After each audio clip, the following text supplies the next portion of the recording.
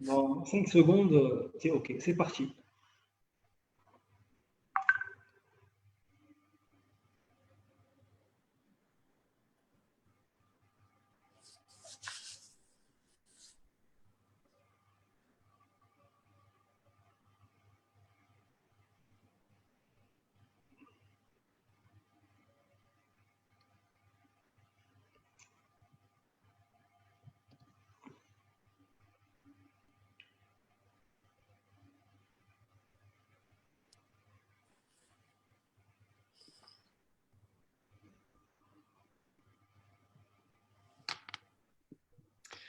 Bonsoir, merci à toutes celles et ceux qui nous regardent ce soir sur les pages de Mahan, des alumni Sciences Po et de Média 24.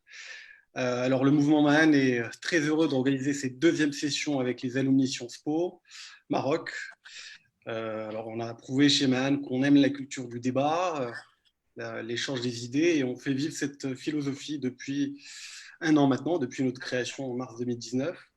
Et aujourd'hui, avec la communauté d'esprit des Sciences Po, à laquelle j'appartiens aussi. Alors, je vous rassure d'emblée, il ne s'agit pas ici de réfléchir au monde d'après, mais peut-être et modestement à comment rendre meilleur le monde d'avant. Je pense qu'on a les raisons d'y croire. Quelle est ta providence de demain? Tel est notre questionnement du soir. Alors, certains diront que l'état-providence de demain nécessitera la sortie d'un modèle économique productiviste, de l'économie de marché, voire même un ardionamento de la démocratie représentative. En France, des personnalités ont même appelé à une offensive des personnalités de gauche, une offensive résolument sociale pour réhabiliter l'État-providence sociale. D'autres vont même parler d'entreprise-providence. Je pense qu'ici, on vit vraiment un moment social assez original, puisqu'on assiste à un renforcement des rôles des entreprises, du monde économique, qui accompagne dans le même temps le renforcement de celui des États. On parlait avant de l'impératif d'utilité, de la RSE qui préexistait à la pandémie. Les entreprises semblent aujourd'hui assumer d'autres rôles, d'autres responsabilités qui reviennent traditionnellement aux États-providence. On peut imaginer plusieurs datations possibles, mais ça a vraisemblablement démarré depuis la fin des années 80. Donc, avec la crise provoquée par le Covid, on se demande, même si les social-démocraties, en particulier européennes, chantrent de la redistribution des richesses, avec des filets sociaux relativement développés, sont capables d'absorber ce choc pandémique. Au Maroc aussi, nous avons un débat entre défenseurs d'une orthodoxie budgétaire pour ne pas creuser le déficit post-Covid et d'autres qui, au contraire, défendent plus d'interventionnisme de l'État, plus de dépenses publiques et donc plus de dettes. Cette bonne dette qui, en théorie, corrige les déséquilibres ou celle qui est configurée pour le social. Il est intéressant d'ailleurs de voir ici que au Maroc comme en France, on dispose d'un régime d'État régalien, sauf qu'en France, ce régime n'a plus de prestige, de majesté, parce que le président est enfermé dans un carcan électoral. Donc, fini la litanie oxygène de la faillite imminente des États, distillée par des économistes dans les années 2000 et qui allait hypothéquer l'avenir de générations entières. D'ailleurs, on constate que les taux sont historiquement bas. L'État-providence a été également réclamé par nos compatriotes bloqués à l'étranger. Et c'est intéressant ici puisque c'est la première fois que l'on évoque une extraterritorialité de l'État protecteur. Donc on voit ici que la réflexion peut être beaucoup plus large pour aller jusqu'à questionner notre contrat social, puisqu'on voit aujourd'hui qu'il y a une remise en cause très, très profonde de l'État-nation, en tout cas de sa forme politique et démocratique. On a vu que le déploiement, encore le dévoilement social, comme le décrit si bien David Jaïz, un dévoilement massif du social, que ce soit de l'État, de la société, de la famille, concerne tout type de régime. Dans ce cas-là, est-ce que l'État-providence a-t-il besoin de la démocratie pour s'ériger? je pense qu'on peut s'interroger sur cette question tant que, en tout cas, la démocratie représentative dans sa forme héritée de l'Occident crée un certain cynisme et un mécontentement qui est aujourd'hui vraiment ancré dans les sociétés européennes et aux États-Unis. Et donc, le risque d'un glissement autoritaire, lent, mais soutenu est réel, parce que l'État se légitimise aussi par l'État-providence, en tout cas l'État autoritaire, puisqu'il s'arroge le pouvoir de bénévolence pour le citoyen. Et ces régimes autoritaires séduisent, malheureusement. Alors, dans ce contexte, nous avons voulu affronter les points de vue, les écoles de pensée, aujourd'hui avec un débat ou plutôt une réflexion, comme on aime chez Mahan d'ailleurs, pour répondre à ces interrogations persistantes.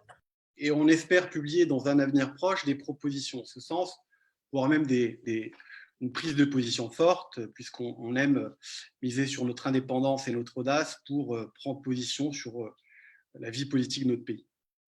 Et puis, enfin et surtout, quel modèle pour l'Afrique?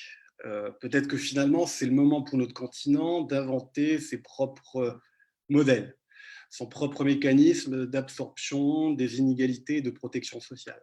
Et cela doit passer, et moi je suis personnellement convaincu, par une sortie d'une vassalité monétaire, industrielle et aujourd'hui numérique.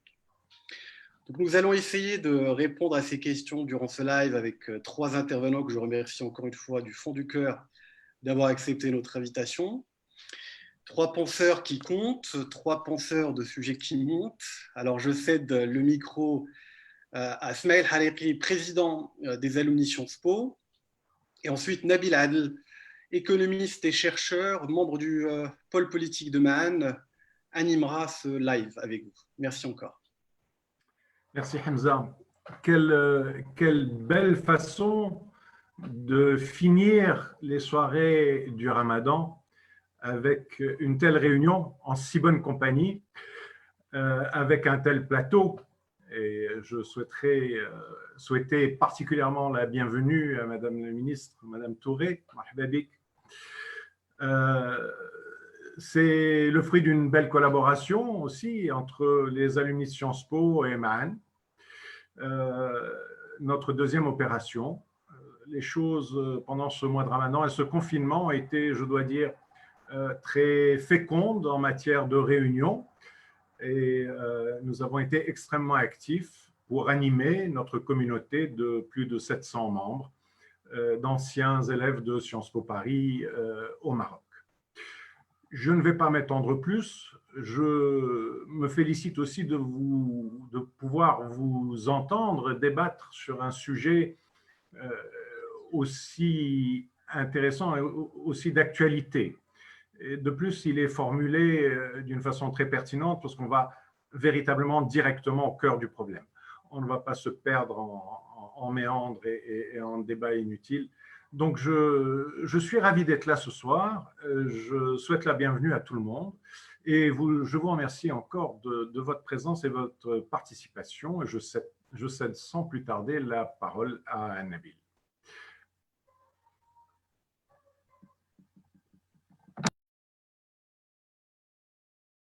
Merci Hamza, merci Ismaël. À mon tour, je vous souhaite une bonne et heureuse fête, parce que je pense que nous vivons les derniers jours du mois de Ramadan. Je suis particulièrement ravi qu'on m'ait invité à modérer cette table ronde et je sais que Hamza ne m'a pas fait de cadeau à ce niveau-là, compte tenu de la présence et de la qualité des participants. Alors, je voudrais juste, si vous permettez, vous annoncer comment on va organiser cette rencontre, cette belle rencontre. Donc, je commencerai par faire un petit point de 2 à 3 minutes. Ensuite, je donnerai la parole à nos participants à raison de 10 minutes chacun pour qu'il expose son propos, développe sa thèse. Ensuite, à la fin de chaque intervention, je poserai 2 ou 3 questions. Et ensuite, on ouvrira un débat croisé que j'animerai entre une 20 et une trentaine de minutes. Et ensuite, on ouvrira la parole aux questions de ceux qui nous suivent, s'il y en a bien évidemment. Alors, permettez-moi, avant de commencer, de présenter les intervenants de ce soir qui ont la gentillesse d'accepter d'y participer. Alors, je commence par son Excellence, Madame Aminata Touré. Bonsoir, Madame. Et nous sommes particulièrement heureux de vous accueillir parmi nous ce soir. Alors, je rappelle que vous êtes d'abord une militante pour les droits de l'homme, donc ce qui tombe à point nommé par rapport à notre thématique de ce soir. Vous êtes fonctionnaire à l'ONU, vous avez été ministre de la Justice au Sénégal de 2012 à 2013 et puis première ministre de 2013 à 2014. Donc, la hauteur de vos fonctions nous seront extrêmement utiles dans le débat de ce soir. Alors, depuis 2016, vous êtes présidente du Conseil économique, social et environnemental, donc une instance de réflexion sur les politiques publiques et le Conseil des gouvernements. Et vous faites également partie de la task force anti-Covid-19 qui a été mise en place par la présidence de la République sénégalaise. Bienvenue parmi nous, Madame la Ministre, et encore une fois, heureux de vous avoir parmi nous. Alors, nous avons avec nous un jeune brillant chercheur, David Jaiz, alors qui est un Marocain. Donc, il est fils d'enseignant au lycée de Lyautey de Casablanca. Il a grandi au Maroc entre 1999 et 2006. Et donc, il a vécu avec nous les premières années du règne de Sa Majesté le roi Mohamed VI. Il est ancien élève de l'école normale sup de la rue de l'Ulm, où il est rentré en classique en 2010. Il est également diplômé de l'ENA et aujourd'hui, il est inspecteur des finances. Il a conduit plusieurs recherches sur la genèse de la théorie politique moderne à travers des lectures sur Hobbes et Machiavel. Il est auteur de plusieurs essais, dont Slow Democracy, publié en 2019, et dans lequel il réhabilite le rôle de l'État-nation pour répondre aux défis posés par la mondialisation. Donc, ça tombe à point nommé par rapport à notre problématique de ce soir. Il enseigne depuis 2017 à Sciences Po l'histoire des idées politiques et la philosophie politique au sein du programme Humanité politique. Et enfin, mon cher ami Abdelmalek Alaoui, qui va nous apporter le regard croisé du chercheur et de l'homme d'entreprise, et du conseiller de gouvernement et d'entreprise du secteur privé. Donc, c'est une vue équilibrée qu'il va nous apporter. On le connaît pour ses positions particulièrement pertinentes sur plusieurs sujets. Donc, il est CEO de Guépard Group, société de conseil en stratégie et communication, et éditorialiste au journal français La Tribune. Il est diplômé de Sciences Po Paris, titulaire d'un MBA de HEC Paris et d'un 3e cycle de l'École de guerre économique. Abdelmalek est un spécialiste reconnu des stratégies de communication d'influence et il a conseillé à ce titre quelques importantes capitalisations boursières d'Afrique ainsi que de nombreux gouvernements lors de sa carrière de plus de 16 ans. Alors, depuis 2015, il fait partie des Young Global Leaders du Forum de Davos et son dernier ouvrage, qui s'intitule Le temps du continent, a obtenu en 2018 le prix Turgot du livre d'économie francophone de l'année. Encore une fois, merci d'être parmi nous ce soir et bienvenue. Alors, juste avant de vous donner la parole, aujourd'hui, le concept d'État-providence est un des éléments de l'État-nation moderne, sachant que nous avons vécu certaines formes d'État-providence, notamment dans la civilisation musulmane à travers l'institution de la zakat, qui faisait que le gouvernement était responsable du prélèvement d'une partie de la richesse nationale pour la donner aux nécessiteux, à travers la construction d'un certain nombre d'instruments et d'installations publiques. La forme moderne de l'État-providence va prendre son essor avec les réformes de Bismarck.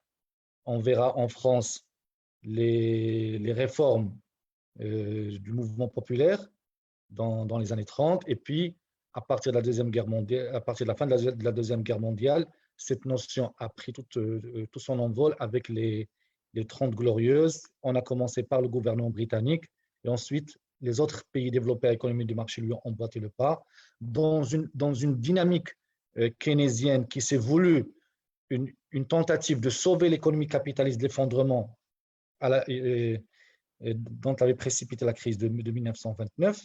Et donc, nous avons essayé d'équilibrer l'économie du marché qu'on a vécue pendant le 19e siècle avec une dose sociale et une répartition des fruits de la croissance à partir de la deuxième moitié du 20e siècle. Donc, je voudrais juste poser la question à nos intervenants, et notamment à David, s'il peut nous donner juste une définition de l'État-providence, comme ça on part tous sur les mêmes concepts théoriques, et s'il peut nous donner une idée sur son histoire, sa genèse, et quel est le rôle des États aujourd'hui dans cette perspective de construction d'un État-providence, et particulièrement face à la crise du Covid.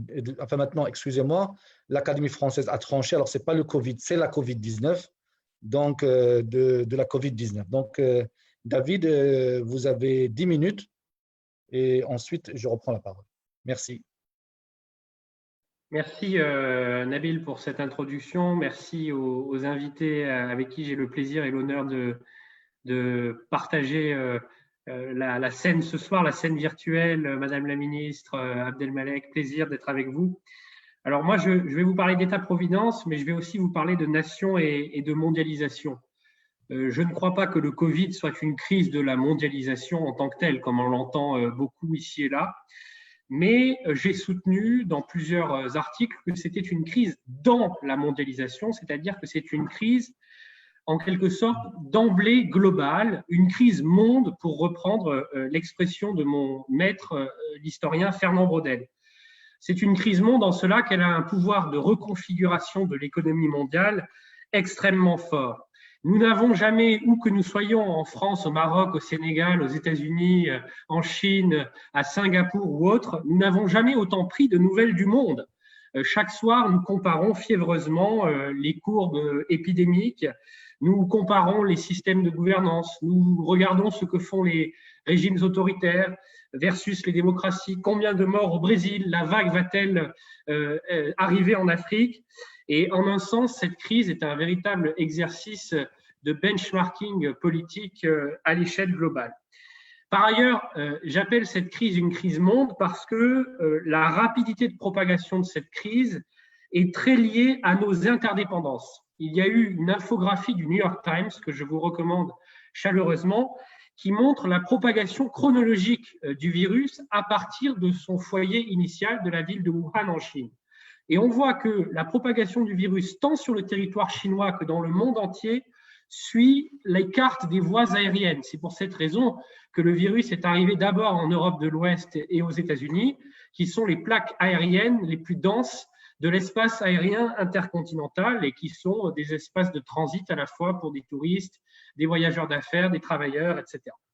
Donc, on voit qu'on est dans un monde où les interdépendances sont plus grandes, à la fois parce que les êtres humains circulent davantage, notamment pour les flux touristiques. Il y a 1,5 milliard de personnes qui ont pris l'avion en 2019 pour aller dans un autre pays que le leur, mais aussi parce que les capitaux et les marchandises circulent davantage. Et donc, nous sommes arrivés dans une situation où Edgar Morin a tout à fait raison quand il utilise cette phrase. Nous avons très fortement augmenté nos interdépendances, mais le niveau de solidarité n'a pas suivi le niveau des interdépendances. Et c'est précisément ce qui nous rend aujourd'hui vulnérables dans cette mondialisation faite d'interdépendance, mais pas assez de solidarité.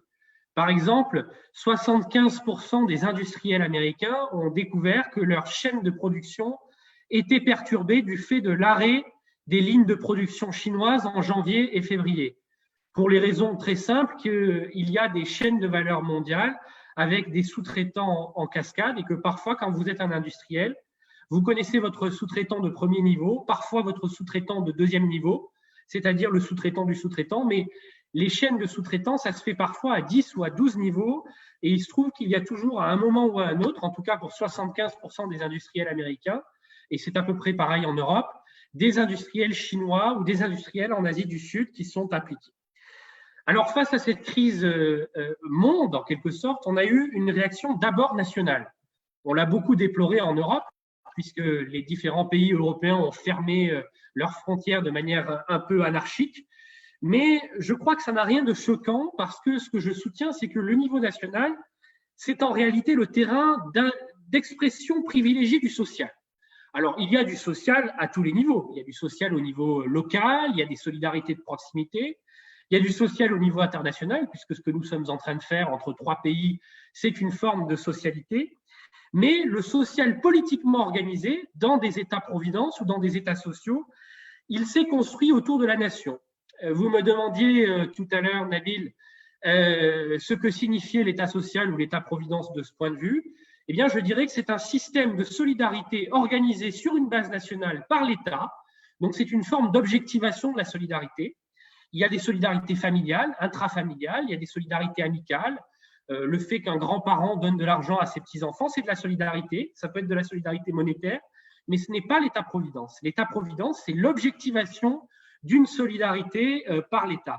Et là, ce qu'on voit, c'est que ça s'est construit effectivement à la fin du 19e siècle en Europe de l'Ouest, sur une base nationale, effectivement pour contrer en quelque sorte les effets néfastes de ce qu'on appelle en sciences politiques la première mondialisation, c'est-à-dire une phase en Europe de développement économique très fort, tiré par la puissance britannique notamment, mais aussi par l'industrialisation de l'Allemagne, qui avait évidemment engagé les pays européens dans un sentier de croissance très fort, mais qui avait aussi très fortement creusé les inégalités. Et si l'État social s'est développé sur une base nationale, c'est parce que chaque nation a en quelque sorte une culture particulière qu'elle a imprimée à cet état social. Je vous renvoie au cours très précieux du professeur de droit Alain Suppion, qui est professeur au Collège de France, qui montre à quel point l'État social allemand s'est structuré autour du droit de la responsabilité dans le monde du travail. L'État social français s'est structuré, quant à lui, autour de la théorie des services publics. Et l'État social britannique, quant à lui, s'est structuré autour de la notion de sécurité sociale, qui implique des partenaires sociaux, syndicats et patronats, en raison de cette très ancienne défiance britannique et libérale vis-à-vis d'un État social qui serait pris en charge précisément par l'État central. Et il se trouve que dans tout ça, les systèmes de santé sont eux aussi strictement nationaux. Le président Emmanuel Macron l'a d'ailleurs fait remarquer récemment, il n'y a aucune Europe de la santé à ce stade, pas davantage qu'il n'y a d'Afrique de la santé. Chaque nation a son propre système de santé. Et donc, ce qui a été testé fondamentalement dans cette crise du coronavirus, même si c'est une crise monde, c'est la capacité de résistance et de résilience, c'est-à-dire de fonctionnement malgré une crise ou un test très fort du social et notamment de l'État-providence. Alors maintenant qu'on a fait le constat d'une interdépendance globale, mais d'une résistance des solidarités au niveau national, quelles conclusions en tirer? Les discours qu'on voit monter partout dans le monde, en Europe comme en Afrique, et aux États-Unis bien sûr, c'est la tentation strictement démondialisatrice, c'est-à-dire un discours qui consisterait à dire finalement la mondialisation est coupable, il faut donc se claquemurer dans nos nations, se replier sur nous-mêmes pour régler ces problèmes parce que nous n'arriverons jamais à construire des solidarités globales. À mon avis, ce discours procède d'une erreur profonde. D'abord parce que la mondialisation, ça n'est pas un concept stabilisé, ça ne veut rien dire. Il y a des mondialisations et c'est toujours des processus humains, politiques, juridiques qui peuvent être infléchis ou modifiés. Alors moi, la thèse que je soutiens, et je vais essayer de conclure par là pour ne pas être trop long et respecter les très strictes 10 minutes qui nous ont été imparties, c'est que la mondialisation que nous vivons actuellement touche à sa fin et que ce qu'il nous importe d'inventer, c'est une mondialisation plus équitable. Alors comment qualifier la mondialisation que nous vivons actuellement? Je reprendrai la formule d'Hubert Védrine qui parlait d'americano-sino-globalisation, c'est-à-dire une mondialisation dominée par l'hégémonie américaine et par l'hégémonie du dollar, dans laquelle la Chine s'est fait une place au soleil grâce à une politique très avisée d'insertion dans les échanges internationaux dès 1978, avec la création des zones économiques spéciales par le président Deng Xiaoping. Et cette globalisation, elle a engendré à la fois des bienfaits, puisqu'elle a permis de réduire les inégalités entre nations, en particulier entre la plaque occidentale et l'Asie du Sud-Est, beaucoup moins malheureusement avec l'Afrique qui est restée assez largement en dehors de ces circuits. Et c'est pour ça que je suis toujours réticent à parler de mondialisation à proprement parler, comme si c'était un phénomène qui profitait et qui bénéficiait à tous dans les mêmes proportions. Mais elle a eu un certain nombre de côtés négatifs aussi, notamment la montée des inégalités dans les sociétés occidentales en raison de la destruction d'une partie de la classe moyenne et des emplois industriels qui lui étaient liés. Et par ailleurs, et là je reprends les analyses de mon autre maître, le professeur Danny Rodrik, professeur à Harvard d'économie du développement, cette mondialisation a été très centrée sur la libération des flux économiques, et notamment des échanges commerciaux et de l'ouverture du compte de capital. Laquelle ouverture du compte de capital, dictée par le consensus de Washington en 1990, a pu avoir des effets désastreux sur certains pays asiatiques, sud-américains ou africains qui se sont retrouvés pris au piège d'une excessive volatilité financière et se sont retrouvés parfois sous programme du FMI ou de la Banque mondiale dans des conditions d'austérité désastreuses. Et donc, la thèse que je défends, au fond, avec Dani Rodrik, c'est qu'il faut remettre la mondialisation sur ses jambes. C'est-à-dire qu'il faut redonner davantage de marge aux États-nations en matière de politique de développement économique, en matière de libre-échange et en matière d'ouverture du compte de capital. La Malaisie, par exemple, pays d'Asie du Sud-Est, a toujours privilégié une très forte maîtrise de contrôle de son compte de capital, donc de contrôle sélectif des capitaux, et c'est, rappelez-vous, le seul pays d'Asie du Sud-Est qui a échappé à la crise des monnaies asiatiques en 1997-1998 en raison de cette prudence. De la même manière, je prône que les accords de libre-échange soient des accords de juste échange. Je termine. Et donc, je pense que cette mondialisation doit être réorientée vers deux choses. D'abord, la promotion des biens publics. La coopération internationale doit être portée vers la santé, vers la cohésion sociale, vers la production des biens publics mondiaux qui aujourd'hui est en jachère. Et par ailleurs, je suis persuadé que nous pouvons lier des objectifs stratégiques de long terme, liés à des pactes politiques ou à des pactes sociaux avec la mondialisation. Il ne me reste qu'une minute, alors je terminerai par une note de vision un peu stratégique. Nous allons vers une re-régionalisation du monde, c'est-à-dire qu'on ne va pas revenir aux simples États-nations, on va avoir des zones économiques. Eh bien, moi, je forme le vœu que l'Europe, la Méditerranée et l'Afrique se rapprochent et réfléchissent ensemble à une politique industrielle qui permette de développer un espace qui soit à la fois un espace de stabilité politique et de coprospérité économique. Réactivons le vieux rêve euro-méditerranéo-africain. C'est le momentum, c'est le moment de le faire, puisqu'un certain nombre d'investissements vont quitter l'Asie du Sud pour revenir vers l'Europe et vers l'Afrique. Je vous remercie. Merci David. Alors, dans votre exposé, vous avez soulevé plusieurs points intéressants et il y en a quelqu'un qui a attiré mon attention, notamment cette idée que l'État-providence est d'abord un État-nation. C'est-à-dire que la providence, qui, je le rappelle, offrir des soins universels à la frange de la population qui ne peut pas se les payer par ses propres moyens, et puis assurer de vieux jours paisibles par rapport à nos seniors. Et certains pays y ajoutent une dose d'allocation ou de revenu minimum. Est-ce qu'à votre avis, et compte tenu des recherches que vous avez faites, est-ce qu'on peut aujourd'hui parler ou envisager un État-providence monde ou un État-providence bloc, un État-providence Afrique, un État-providence Europe, un État-providence Amérique ou un État-providence monde arabe, mais un État-providence qui dépasse le cadre de l'État-nation? Je vais vous décevoir peut-être, mais absolument pas. C'est-à-dire que l'État-providence repose en grande partie sur un sentiment de solidarité objective entre les membres d'un contrat social. Parce que l'État-providence, ce n'est pas de l'argent magique. Il est financé par des impôts et des cotisations. Et pour que vous acceptiez de payer des impôts, surtout à un niveau élevé, parce que les États-providence ont un coût.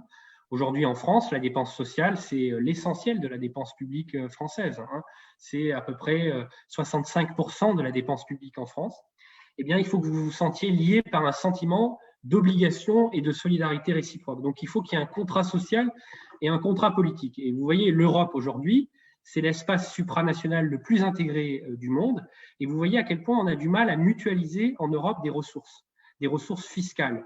À chaque fois, vous avez de nombreux pays, notamment les pays du Nord, qui disent qu'il n'est pas question de mettre nos contribuables à contribution pour financer des transferts de solidarité vers des pays moins productifs ou des pays qui ont des finances publiques moins bien tenues, en l'occurrence les pays du sud de l'Europe. Donc vous voyez la difficulté de construire un État-providence supranational si même dans l'espace supranational le plus intégré politiquement du monde, qui est l'Europe, on n'arrive pas à construire ces transferts sociaux. Donc malheureusement ou heureusement, je n'en sais rien, l'État-providence reste très lié à une base nationale. Ensuite, ça ne veut pas dire qu'il n'est pas possible de construire des dispositifs supranationaux. Mais ces dispositifs supranationaux doivent et ne peuvent que rester subsidiaires. Et ça repose évidemment sur le multilatéralisme ou la coopération internationale. C'est ce qu'on va essayer de faire en Europe, par exemple, avec le projet d'Europe de la santé. Mais le social, c'est très difficile de faire pivoter le social à un niveau supranational parce que c'est ce qui touche l'identité profonde des peuples. Si je puis me permettre de faire une remarque sur ce que vous avez dit l'État-providence, c'est l'assurance contre les risques. Ça n'est qu'une version de l'État-providence. C'est l'État-providence à la française qui repose effectivement sur l'assurance sociale avec des cotisations versées par des salariés contre les risques, chômage, maladie, vieillesse, même si la vieillesse, c'est davantage l'inéluctable qu'un risque, et bientôt aussi en France, la dépendance qui va entrer comme 5e risque. Mais vous avez des versions de l'État social, comme le Royaume-Uni ou les États-Unis, qui existent. Les États-Unis et le Royaume-Uni ont une forme minimale d'État social, mais qui ne repose pas sur l'État-providence, qui repose plutôt sur ce qu'on appelle l'assistance, qui était le terme qu'avait employé Beveridge, l'économiste anglais qui avait fait un rapport durant la Seconde Guerre mondiale sur ce que devait être un État-providence plus libéral. Et cet État-providence-là, il ne repose pas sur les cotisations des salariés, mais davantage, en quelque sorte, sur un filet de sécurité universel qui est versé pour éviter, en quelque sorte, aux citoyens de tomber dans la pauvreté. Ça peut prendre la forme du revenu minimum prôné par Friedman, ça peut prendre la forme d'allocations comme le RSA. Et évidemment, chaque système n'est pas parfait, tous les systèmes sont hybrides. Et en France, vous avez une combinaison entre les deux, puisque, comme je vous le disais, le RSA appartient davantage à l'assistance sociale qu'à l'assurance.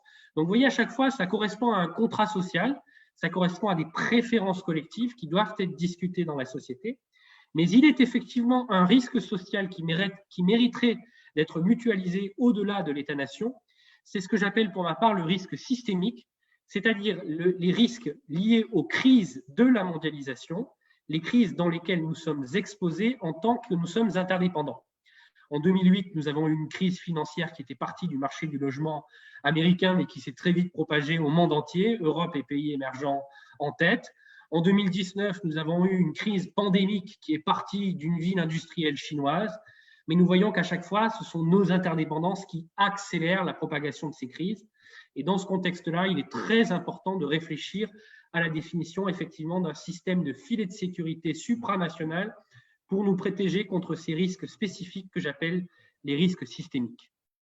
Très bien, mais merci David. Alors, je donne la parole à Abdelmalek. Alors aujourd'hui, on sait que pour financer l'État-providence, on a besoin d'argent. Alors aujourd'hui, le niveau d'endettement des principaux États industrialisés atteint la limite de l'acceptable, notamment les berceaux de la démocratie occidentale, la France, la Grande-Bretagne, les États-Unis aujourd'hui, un pays qui est très endetté, les pays de l'Europe du Sud. Si on exclut les pays de l'Europe du Nord, qui sont des chantres dans la discipline budgétaire, les autres pays sont aujourd'hui en situation de déficit chronique. Comment pouvons-nous continuer à financer des systèmes d'État-providence avec ces deux risques? Le premier, c'est la croissance continue et entretenue de la dette, et deuxièmement, un vieillissement général de la population qui pèsera encore plus lourd sur les finances de ces États. À vous la parole, c'est Abdelmalek. Bonsoir à tous. Je voudrais vous remercier de m'avoir convié à participer à ce débat. Je ne sais pas si je dois remercier ou en vouloir à Hamza Haraoui de me mettre avec deux représentants éminents à la fois du continent des penseurs qu'est David Jayes et du continent des acteurs, puisque Madame le Premier ministre est une femme emblématique de cette nouvelle génération qui a eu à mettre les mains dans le cambouis et à exercer l'État à des moments qui sont extrêmement compliqués et difficiles pour un certain nombre de pays. Elle l'a fait avec brio. La question que vous posez, si j'avais la réponse, je pense que je serais éligible au prix Nobel d'économie ou du moins à la médaille Fields de mathématiques. Mais ce que vous dites permet de cerner le problème. Moi, je fais partie du continent des commentateurs. Donc, je peux tenter de vous faire la synthèse de ce que je pense et de la direction dans laquelle on est en train d'aller. Je pense qu'on est face à un trilemme, c'est-à-dire un dilemme à 3 dimensions dont aucune des réponses ne permet de satisfaire les 2 autres dimensions. Et la base, le fondement de ce trilemme lorsqu'on parle d'État-providence, c'est que la crise du corona, elle nous a fait passer de la convocation de l'État-providence à la convocation de la providence. Parce qu'on est tellement perdu face à l'immensité de ce signe noir, de cette de cette catastrophe qui pourtant était prédite par beaucoup de structures de force, par des services de renseignement, par des gens qui sont spécialistes de la stratégie, qui en parlaient sous une forme ou sous une autre. Ils en parlaient également sous forme de guerre bactériologique. Mais je pense que face à ça, dans cette énorme sidération, la première personne à laquelle les peuples ont pensé, c'est la grande poétesse américaine Janet Jackson. Les gens se sont dit « What have you done for me lately ?» Qu'a fait l'État pour moi récemment? Est-ce que l'État est en capacité de pouvoir continuer à financer notre niveau de vie? Et ce trilemme, donc, il a 3 branches.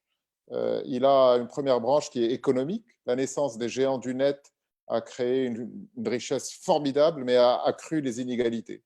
Nous sommes en 2020, et je pense qu'il faut vraiment qu'on se rende compte de ça, et 30 personnes possèdent autant de richesses que 3,5 milliards d'habitants de cette planète. Et ça n'a été possible que grâce à la richesse exponentielle et aux positions dominantes de marché qui ont pu avoir lieu grâce à ces géants du net. Il y a eu la 4e révolution industrielle qui a encore plus accru ces inégalités et qui fait qu'elle détruit des emplois à la fois chez les cols bleus, mais aussi en haut de la pyramide dans les cols blancs, et elle a introduit ce fameux sentiment de déclassement. Et puis, il y a le règne de la vitesse qui est arrivé et qui a mis sous pression absolument toutes les finances publiques, puisque si on doit prendre une allégorie de football, dans les années 80, un attaquant avait 3 secondes pour choisir à qui passer la balle. Dans les années 2000, c'est 1,2 secondes. C'est à peu près la même chose pour le monde des entreprises et pour le monde du capital. C'est-à-dire que les entreprises se détruisent beaucoup plus rapidement, des durées de vie beaucoup moins longues. Et donc, les cycles se sont raccourcis, ont créé beaucoup d'anxiété. Et donc, ça a mis sous pression également les finances publiques, tout simplement parce que les agents économiques cherchaient à maximiser le résultat net économique et non plus à avoir une raison d'être en employant des gens et en leur fournissant du travail. Et donc, les caractéristiques de cette 4e révolution industrielle, c'est qu'elle est très capitalistique et qu'elle emploie de moins en moins de gens, mais qu'elle a besoin de plus en plus de capitaux. Le deuxième pendant de cette crise qui altère les finances publiques et qui rend ce trilemme absolument insoluble, c'est la démographie. L'allongement, comme vous l'avez dit, de la durée de la vie, il a mis sous une pression extrême les organismes de protection sociale. Aujourd'hui, il faut bien qu'on se rende compte qu'un patient en fin de vie en soins palliatifs, s'il passe les 15 derniers mois de sa vie en soins palliatifs, il aura dépensé autant que tout ce qu'il aura cotisé pendant 70 ans. Et donc, la soutenabilité des régimes de protection sociale n'est plus possible du fait de l'augmentation de l'espérance de vie et du fait des progrès de la science. Et donc, les modèles de financement des soins de santé doivent être revus. Il en est de même pour les retraites. Et l'on remarquera que dès qu'une crise arrive, des changements aussi fondamentaux mais nécessaires que la réforme des retraites en France, c'est la première réforme qui a été arrêtée, que l'exécutif a annoncé arrêter lorsque la crise du corona est arrivée. Et puis, le 3e élément, il est sociologique et politique. Les nouvelles élites issues de l'immigration sont arrivées à maturité et ont commencé à casser les plafonds de verre au début des années 2000, en même temps que le 11 septembre.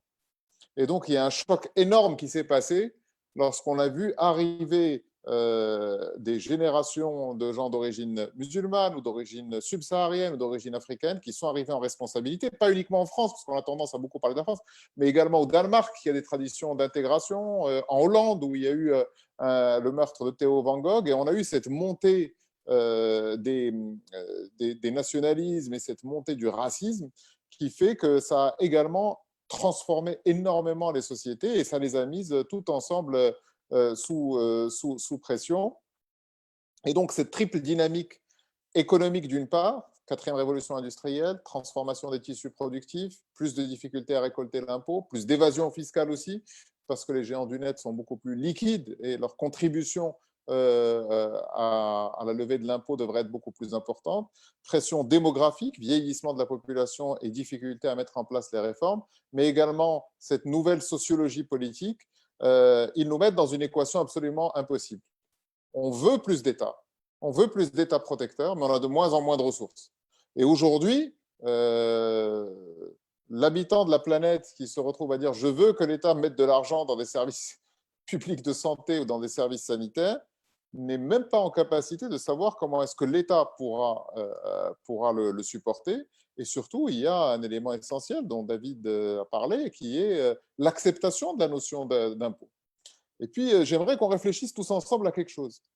Il y a 8 ans, qui semble aujourd'hui une éternité, un candidat à une élection présidentielle dans ce vieux continent qu'est l'Europe parlait de taxer les riches à 75%. Tout le monde l'a pris pour un fou. Tout le monde l'a pris pour un fou. Tout le monde s'est dit, mais qu'est-ce que c'est que ce bonhomme avec les mains pleines de doigts qui veut taxer des hauts revenus sur les 75%? C'était un raccourci, c'était un slogan de campagne, c'était un des fondements de l'idée de François Hollande et de cette nouvelle vague d'économistes qui parlaient de progressivité de l'impôt, puisque en réalité, il ne faut pas se focaliser sur le taux de prélèvement, mais il faut se focaliser sur le reste à vivre. Si mon revenu est de 100 millions d'euros par an et qu'on me prend 75 millions d'euros et qu'il me reste 25 millions, je peux vivre extrêmement correctement.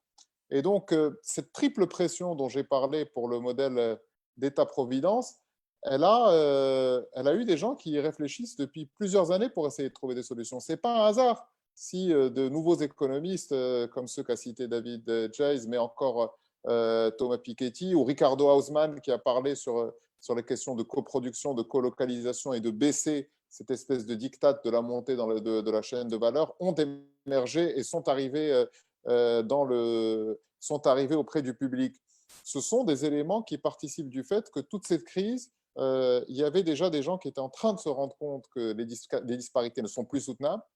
Et je dois vous avouer que moi, à titre très personnel, j'étais beaucoup plus libéral il y a 5 ou 6 ans, mais quand j'ai vu ces nouvelles écoles de pensée arriver et quand je me suis rendu compte de la démonstration scientifique, technique, imparable de l'accroissement des inégalités, je suis devenu, comme beaucoup d'autres personnes libérales, beaucoup plus favorable d'une économie sociale de marché qui puisse organiser ce filet de sécurité.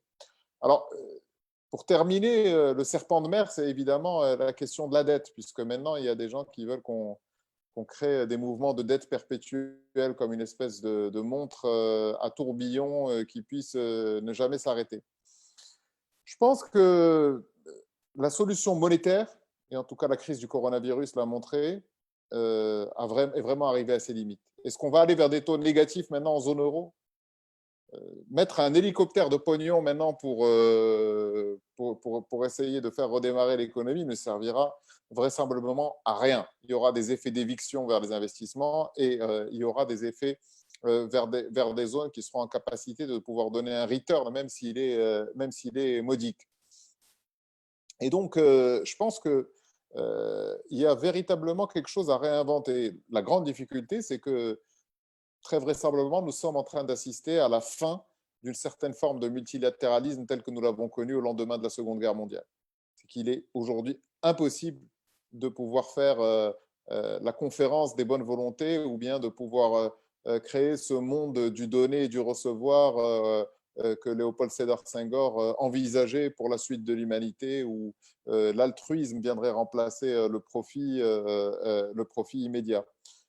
Mais je veux croire qu'il y a des modèles alternatifs qui peuvent être construits. Il y a des tests qui ont été faits, certes sur des régions plutôt restreintes, sur le revenu universel, qui sont des tests qui sont tout à fait encourageants et intéressants. Et je pense que pour des économies matures et pour des pays qui ont encore des réserves, ça doit être tenté. Et puis, il y a cette Malky, il te reste 1 minute. Je ferai moins qu'1 minute. Je terminerai sur un autre... une autre personnalité qu'on prenait pour un ahuri, qui était Arnaud Montebourg. Arnaud Montebourg, qui était ministre du redressement productif et qui parlait de coproduction, qui disait, écoutez, la seule solution, c'est qu'on trouve un moyen de partager la valeur quelque part. Alors, les entreprises du Nord n'étaient pas contentes, les entreprises du Sud n'étaient pas contentes, parce qu'elles avaient l'impression qu'on voulait leur bloquer les délocalisations, mais en réalité, même si c'était un mauvais économiste, c'était un très bon politique. Parce qu'aujourd'hui, nous n'avons pas d'autre choix que de résoudre la question de la répartition de la richesse entre l'Europe et l'Afrique.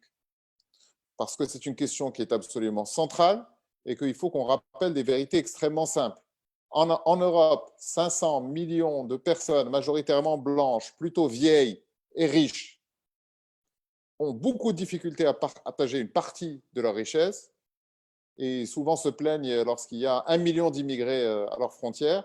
Et en Afrique, 1,1 milliard de personnes, majoritairement pauvres, doivent gérer 18 millions de migrants tous les ans, avec des ressources qui sont 9 fois moins importantes que celles de l'Europe.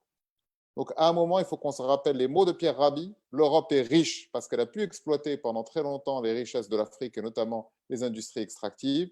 Une nouvelle clé de répartition doit être mise sur la table et une conférence des arrière-pensées où tout se dit doit être convoquée rapidement entre les deux continents. Voilà. Merci, Saad Malik. Alors, juste par rapport à ton intervention où tu as mis l'accent sur cette dualité entre, ou ce trilemme comme tu l'as si bien appelé. Aujourd'hui, nous avons un vrai sujet. Si les systèmes d'État-providence, que ce soit la santé, que ce soit la retraite, que ce soit les indemnités ou le revenu universel, sont souvent financés par un employeur et un employé, donc deux opérateurs privés. Que vient faire l'État au milieu?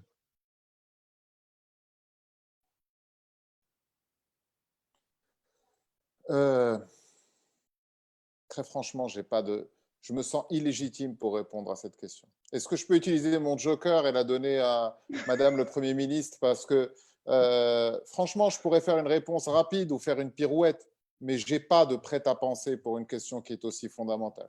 L'État, il doit être au milieu parce que l'État, il doit assurer la santé, il doit protéger les plus faibles. Mais ça fait du bien quand on le dit, mais il faut qu'on puisse l'opérationnaliser parce que l'État, il est devenu coupable de tout dans un match où tout le monde l'insulte et lui tombe dessus dans les réseaux sociaux et le taxe d'incapacité. Mais la vérité, Nabil, c'est que je ne suis pas en capacité de pouvoir vous donner une réponse qui soit satisfaisante et pour moi et vraisemblablement pour le public. Donc, est-ce que Madame le Premier ministre, je peux avoir l'outrecuidance de vous refiler la patate chaude? Je lui donnerai la parole, je vais lui filer la patate chaude.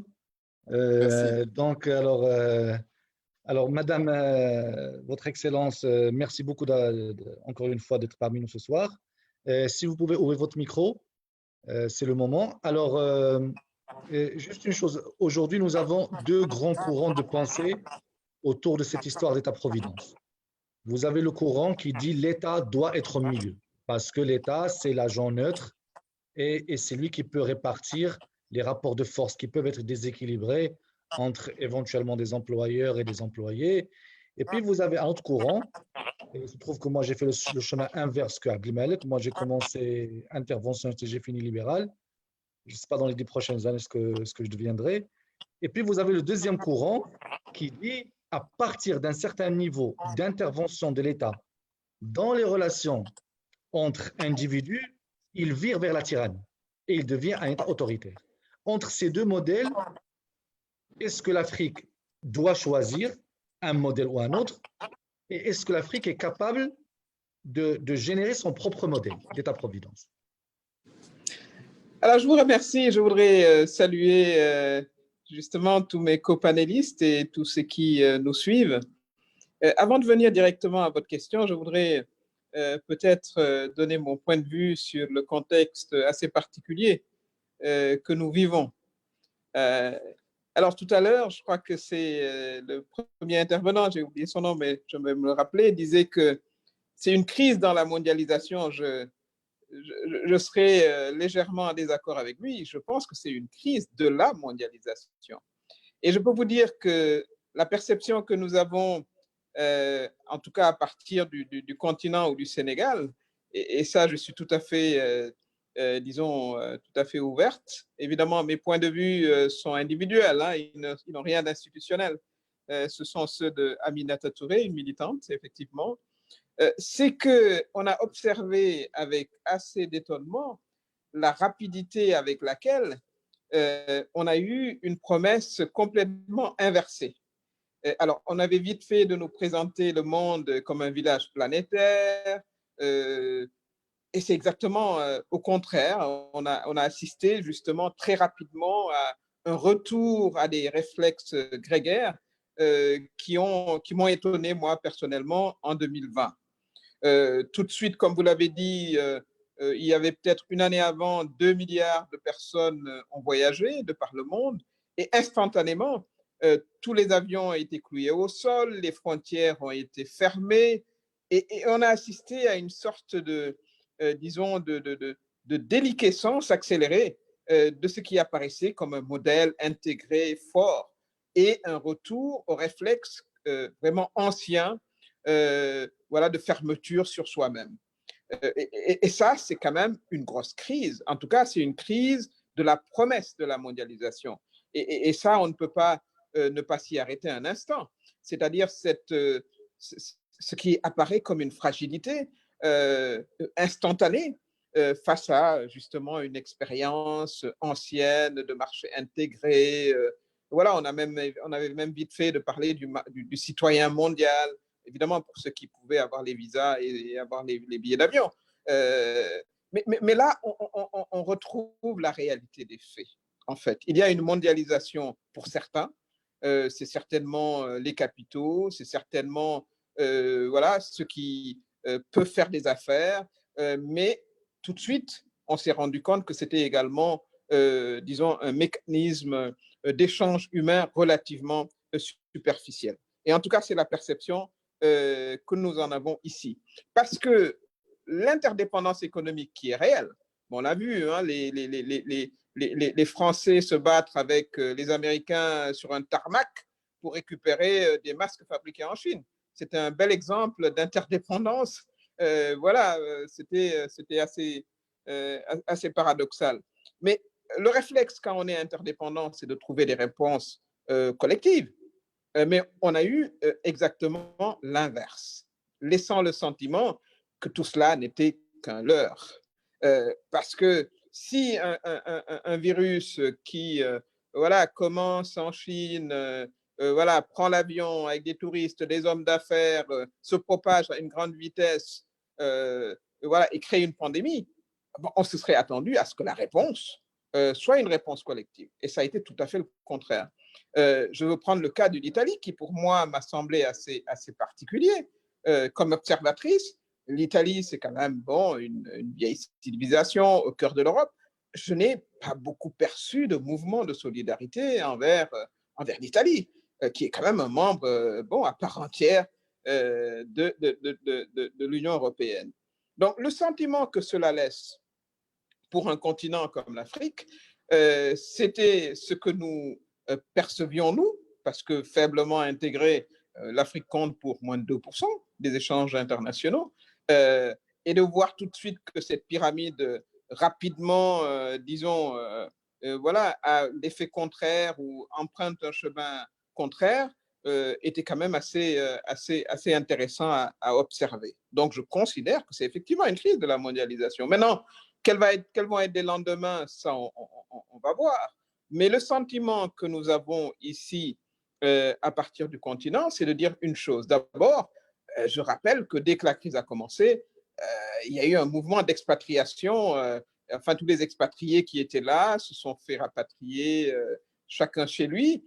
Certains ont refusé de partir, les plus intelligents, parce que finalement, les pays de destination étaient plus à risque que voilà, de rester sur place.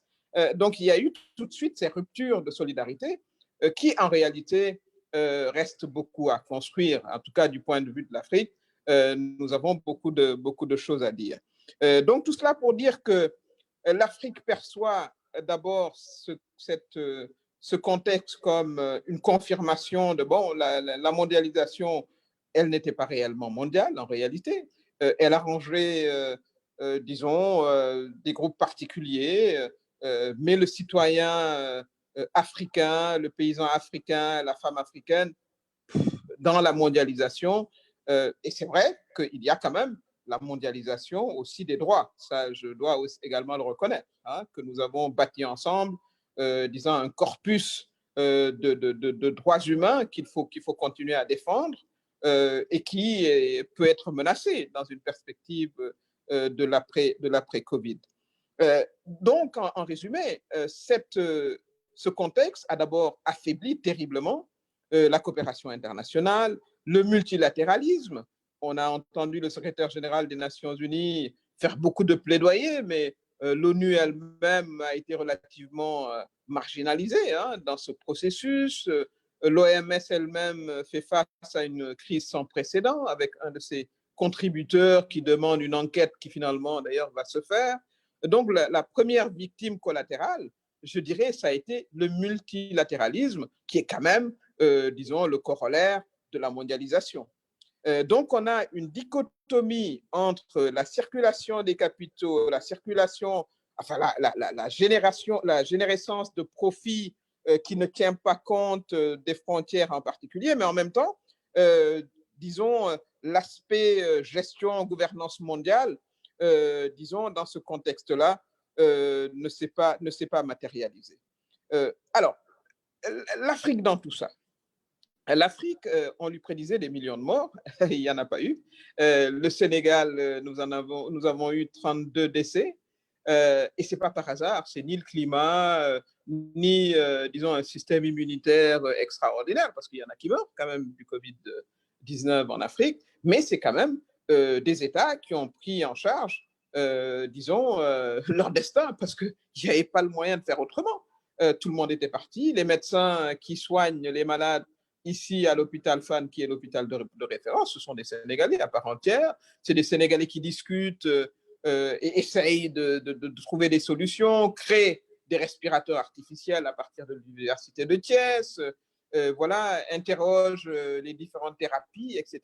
Et l'Afrique se découvre ce que nous savions, hein, nous les militants panafricains, qu'elle a des ressources pour régler ses propres problèmes. Et c'est peut-être ça le futur et l'enseignement, disons, définitif que nous aura appris le Covid. Il aura fallu peut-être une pandémie pour qu'on se redécouvre et qu'on n'ait plus peur de notre propre force. Et ça, c'est important, à mon avis.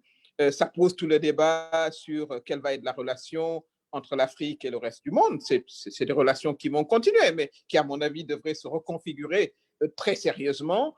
Et je suis pour que l'Afrique elle-même développe plus que jamais les relations entre ces différents États, que l'Afrique de l'Union africaine, l'Afrique à travers, disons, les sous-régions, que ce soit l'Afrique de l'Ouest, l'Afrique centrale, l'Afrique arabe également. Et à mon avis, ça doit être la priorité, sans pour autant, évidemment, couper les liens qu'on pourrait avoir avec le reste du monde. Parce que, à mon avis, l'urgence, c'est de développer nos relations. Nous commerçons à moins de 10%, alors que dans les autres continents, c'est à plus de 60-70%. Et pourtant, on devrait pouvoir le faire. Et ça, je pense que ça va être la voie du futur. Nous nous sommes enfermés pendant 2 mois, voire 3. Finalement, une résilience extraordinaire s'est développée, des compétences et des talents qui étaient latents se sont révélés. À mon avis, il va falloir bâtir sur cela. D'autant plus qu'on va sortir de cette… Madame la ministre, il vous reste 1 minute. Alors, je vais enchaîner avec l'État-providence. Votre question. Alors, j'aurais voulu dire tellement de choses, mais… mais on reviendra à vous. Alors, l'État-providence… En Afrique, d'abord, il faut comprendre que l'État est très récent dans l'histoire de l'Afrique. Ça, il faut le comprendre. Le Sénégal, les indépendances, c'est 1960. Voilà, je suis voilà, 2 ans plus jeune que l'État du Sénégal et je ne me considère pas comme, disons, un grabataire. Donc, c'est quand même des entités très jeunes qui sont en construction et l'État est le principal pourvoyeur, disons, de ressources. L'État, à mon avis, moi, en tant que militant, je considère qu'il a obligation de fournir un minimum de services sociaux, disons, aux citoyens. C'est ça une des fonctions régaliennes, c'est d'assurer la sécurité, de fournir les services sociaux de base et de réguler l'activité économique. Mais dans des pays comme les nôtres, le premier fournisseur, disons, de marché en tant que tel, c'est l'État. Ici, la commande publique, c'est elle qui donne du travail aux entreprises petites, grandes, voilà, ou moyennes. Alors, dans un tel cas de figure, qui est totalement différent de ce qu'on observe en Europe ou ailleurs, l'État joue un rôle central. Alors, est-ce qu'il va, disons, se renforcer, disons, en marchant sur les libertés? Je ne le crois pas. Je pense à un État qui a des obligations également de respecter les lois telles que votées par les institutions du pays, mais également à favoriser l'expression libre des citoyens à travers une presse libre, à travers l'organisation d'élections libres. Donc, je ne vois pas une antinomie entre les deux.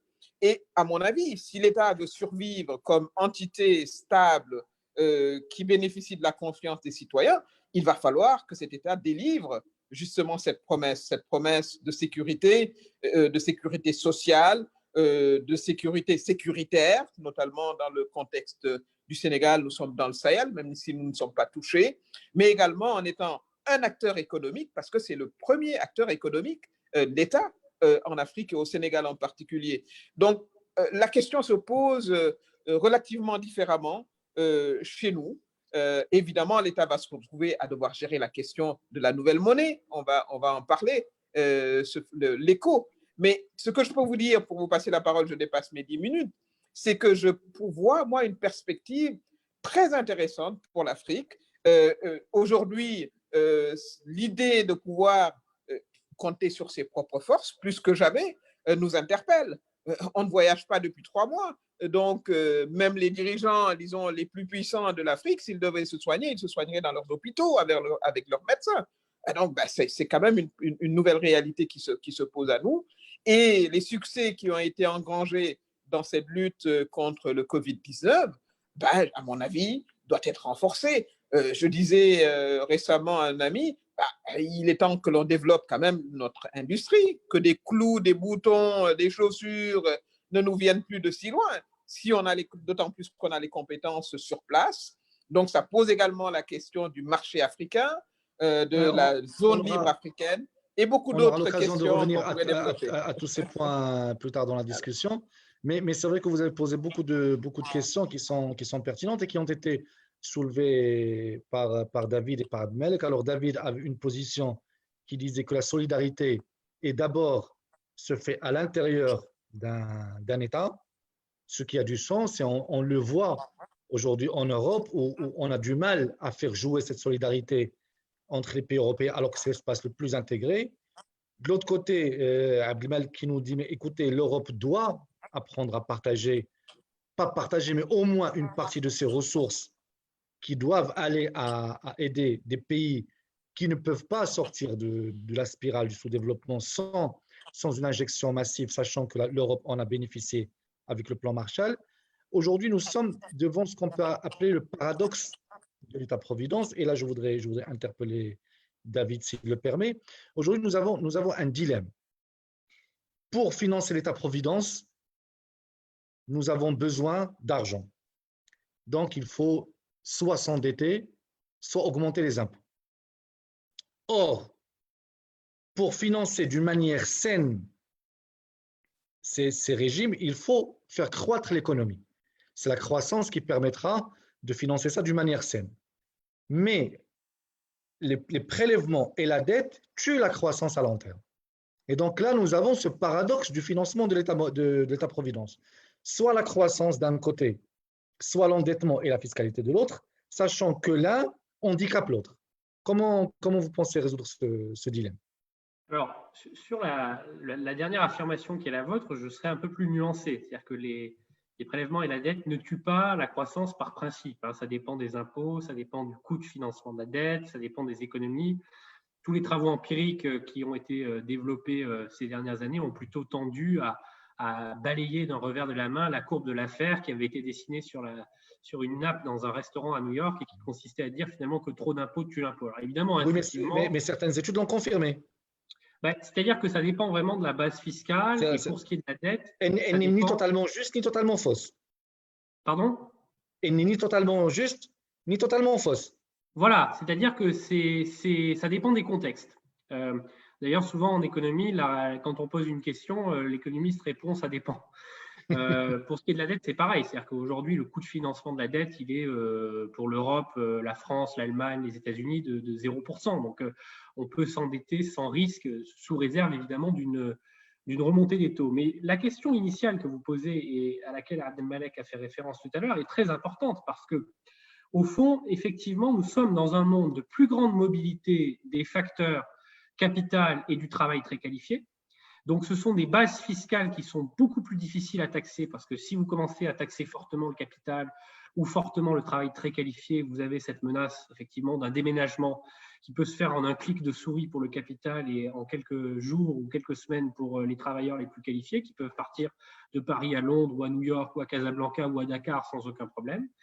Et donc, c'est vrai que les États-providence, notamment européens, se retrouvent face à un dilemme qui est soit ils baissent le niveau de prestations qui sont servis effectivement à leurs concitoyens, alors que, comme l'a rappelé justement Abdelmalek tout à l'heure, on est dans un contexte de vieillissement de la population et de multiplication des risques sociaux et une demande croissante d'assurance et de sécurité sociale de la part des gens, soit ils reportent la charge fiscale sur les facteurs de production qui ne sont pas mobiles. Et ces facteurs de production pas mobiles, c'est quoi? C'est globalement les classes moyennes. Parce que les classes moyennes, elles sont prises dans des marchés du travail qui sont nationaux, elles déménagent beaucoup moins, elles voyagent beaucoup moins.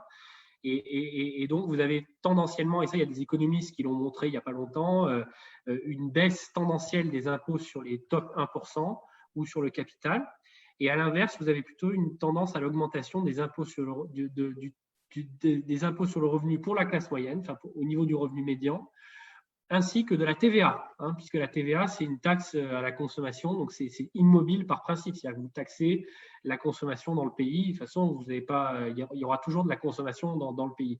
Donc, vous avez ce dilemme, et effectivement, un des problèmes principaux, c'est que les entreprises, notamment en Europe et aux États-Unis, ont vu leur gain de productivité très limité ces dernières années. On est probablement dans un contexte de stagnation séculaire, pour reprendre l'expression de Gordon, c'est-à-dire de spirale de stagnation des gains de productivité. La tech, par exemple, n'est pas aussi génératrice de gains de productivité qu'avaient pu l'être d'autres vagues d'innovation technologique. Et donc là, on a un problème parce que c'est très difficile d'augmenter les salaires dans les entreprises. Et donc, vous avez des classes moyennes qui sont dans une situation de stagnation salariale, des États, comme le disait Abdelmalek, qui peuvent de moins en moins se financer à cause de la mobilité du capital.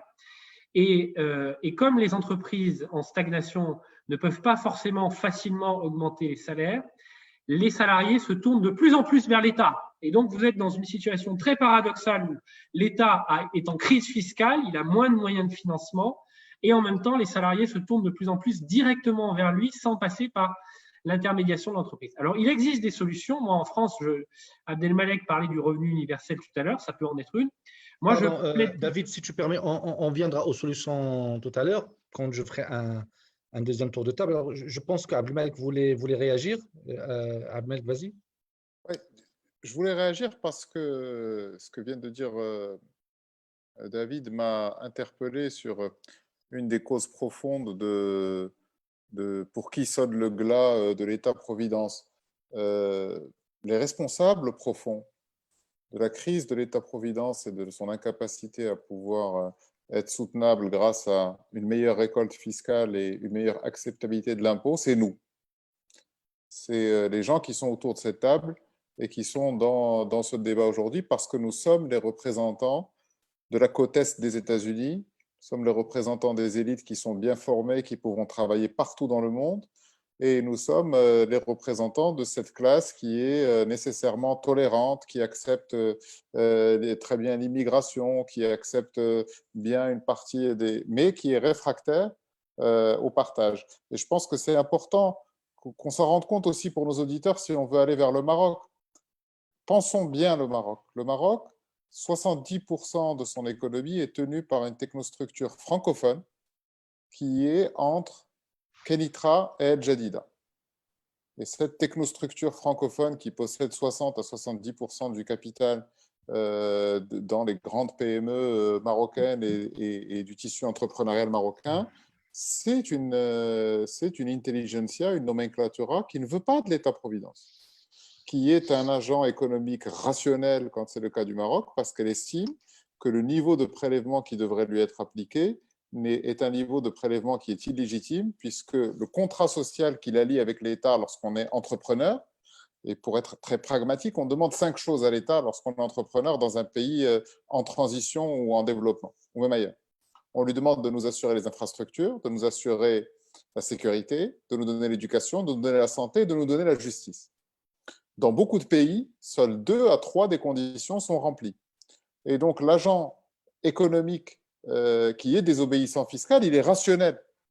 Il est rationnel dans sa logique. Il se soustrait à l'impôt parce qu'il estime que l'éducation ne lui est pas fournie ou la santé ne lui est pas fournie et donc qu'il doit privatiser ses services et qu'il doit les prendre en charge pour lui, pour sa famille, pour sa communauté. Il estime souvent que la justice commerciale est aléatoire et donc il doit se créer un matelas qui va lui permettre de se préserver. Et c'est exactement la même chose qu'on a eu dans certaines régions françaises lorsqu'il y a eu les Luxembourg Leaks.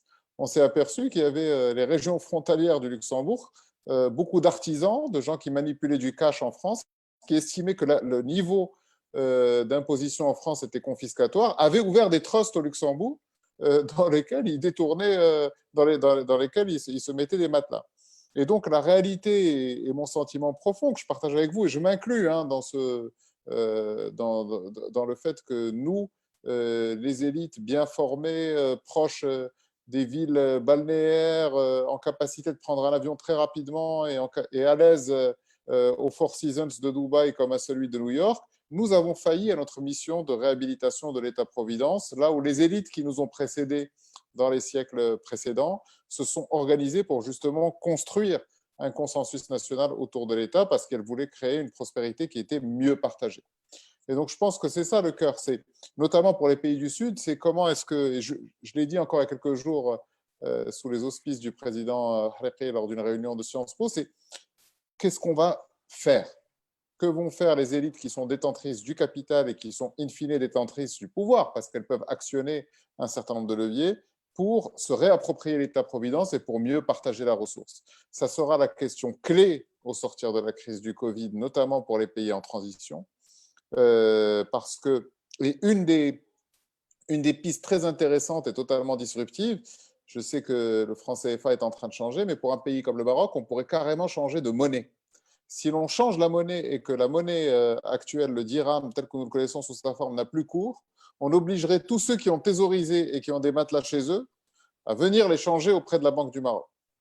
Et ça permettrait justement de pouvoir répondre à cet assèchement de liquidité qu'on a observé chez les banques et à ce taux de thésaurisation qui est trop important.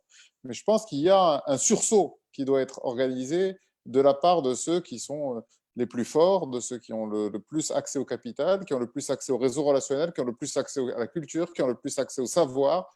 Nous avons une responsabilité qui est devenue maintenant, avec la crise du Covid, une responsabilité politique et une responsabilité qui nous dépasse tous si on veut que la communauté nationale puisse rebondir après cette crise. Merci Abdelmalek. Alors David, rapidement, s'il te plaît, Madame la ministre a soulevé un point de désaccord entre vous sur est-ce que c'est une crise dans la mondialisation ou de la mondialisation. Ça peut paraître superficiel, mais la nuance est de taille parce qu'il s'agit de l'avenir de ce mouvement civilisationnel. Moi, je suis de ceux qui pensent que la mondialisation n'est pas un phénomène économique, c'est une étape historique, c'est un phénomène civilisationnel, comme les grandes découvertes, comme le siècle des Lumières. Et donc, on ne va pas revenir en arrière, peut-être qu'il y aura d'autres formes de développement de la production et des échanges, sachant que dans l'histoire de l'humanité, ce qui a tiré les grands mouvements et courants historiques sont le développement des échanges, sous une forme ou sous une autre. Et donc, aujourd'hui, qu'il s'agisse des grandes découvertes, qu'il s'agisse de la découverte des Amériques, qu'il s'agisse des conquêtes arabes, donc il y a toujours cette histoire de fluidifier les circuits de commerce. Alors, aujourd'hui, est-ce que ce que nous vivons est une crise de la mondialisation, comme l'a démontré Madame la ministre, ou c'est une crise dans la mondialisation, comme vous l'avez démontré? Donc, je vous laisse la parole, mais très rapidement, comme ça, je donne la parole à Madame la ministre, s'il vous plaît, David. Non, mais très rapidement, je pense qu'on n'est pas en désaccord du tout avec Madame Touré. Moi, je pense en réalité que la crise sanitaire, ce n'est pas une crise de la mondialisation au sens où il y a eu la grande peste au XIVe siècle, il n'y avait pas la mondialisation. Il y a eu la grippe espagnole en 1918, il n'y avait pas la mondialisation. Les épidémies ont été le lot commun de l'humanité depuis toujours. Et ce qui fait qu'elles nous frappent aussi durement, c'est que ça faisait 60 ans qu'on avait un peu perdu l'habitude d'un phénomène qui a plutôt rythmé la vie de l'humanité ces 2 derniers millénaires. En revanche, je suis tout à fait d'accord avec Madame la ministre quand elle dit que cette mondialisation-là est structurellement en crise. Elle est structurellement en crise parce qu'elle est effectivement profondément inégalitaire.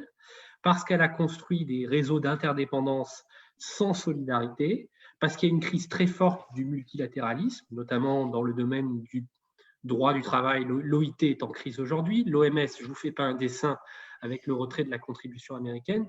Donc, effectivement, profitons de cette crise monde pour réfléchir aux fondamentaux de la mondialisation et à la nouvelle architecture que nous voulons imprimer à la mondialisation. Et pour moi, cette architecture doit faire plus de place à autre chose que strictement les flux de capitaux ou les flux de marchandises, c'est-à-dire la cohésion sociale, c'est-à-dire la santé humaine, c'est-à-dire la culture, c'est-à-dire, au fond, tous les paramètres fondamentaux qui font le bien-être social et qui ne peuvent pas simplement être assurés par l'économie. Merci David. Alors, Madame la Ministre, tout à l'heure dans votre propos, vous avez développé l'idée de l'Afrique qui se prend en charge, l'Afrique qui devient volontariste et entreprenante. Mais est-ce qu'on peut isoler l'Afrique d'un contexte géopolitique où elle devient le terrain de jeu, pour ne pas dire de chasse, des grandes puissances? Alors maintenant, on voit la kermesse annuelle des grandes puissances vis-à-vis de l'Afrique. Il y a la Chine-Afrique, le Japon-Afrique, la Russie-Afrique, l'Europe-Afrique. Donc, l'Afrique étant un terrain de chasse en raison ou à cause de ses richesses naturelles, est-ce qu'elle peut avoir une géopolitique autonome pour lui permettre de s'émanciper, ou elle doit, d'une manière ou d'une autre, s'intégrer dans les chaînes de valeur mondiales et gérer doucement sa mutation? Est-ce que vous êtes dans l'approche rupture ou dans l'approche évolution? Je suis dans l'approche évolution accélérée, on va dire. Alors, je suis tout à fait d'accord avec une analyse qui a été faite tout à l'heure sur le fait qu'on va aller vers plus de régionalisation. La mondialisation, mais également les ensembles régionaux vont davantage se découvrir, et je crois que ça va être le cas pour l'Afrique. Terrain de chasse, oui, bon, je n'aime pas tellement l'expression, mais on n'apprécie pas suffisamment le parcours qu'ont eu à faire ces États africains en un laps de temps relativement court. Le Sénégal a accédé à l'indépendance en 1960.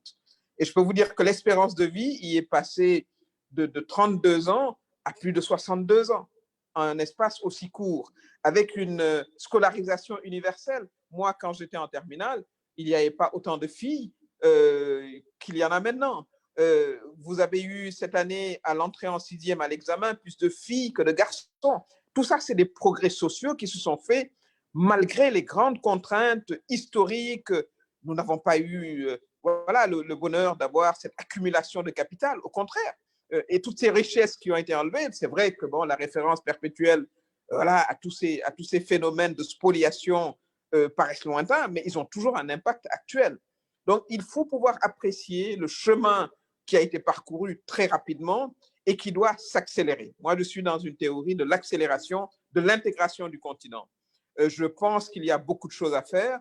C'est l'opportunité que va nous offrir l'ECO, la nouvelle monnaie. C'est de pouvoir intégrer un ensemble de pays et mon rêve, c'est que ce soit une monnaie européenne, une monnaie africaine à l'image de l'Europe, pour qu'on puisse avoir un marché unique africain qui a une particularité que l'on ne retrouve nulle part. C'est le continent le plus jeune. Nous avons 200 millions de jeunes. Au Sénégal, 70% de la population a moins de 35 ans. C'est quand même un avantage extraordinaire.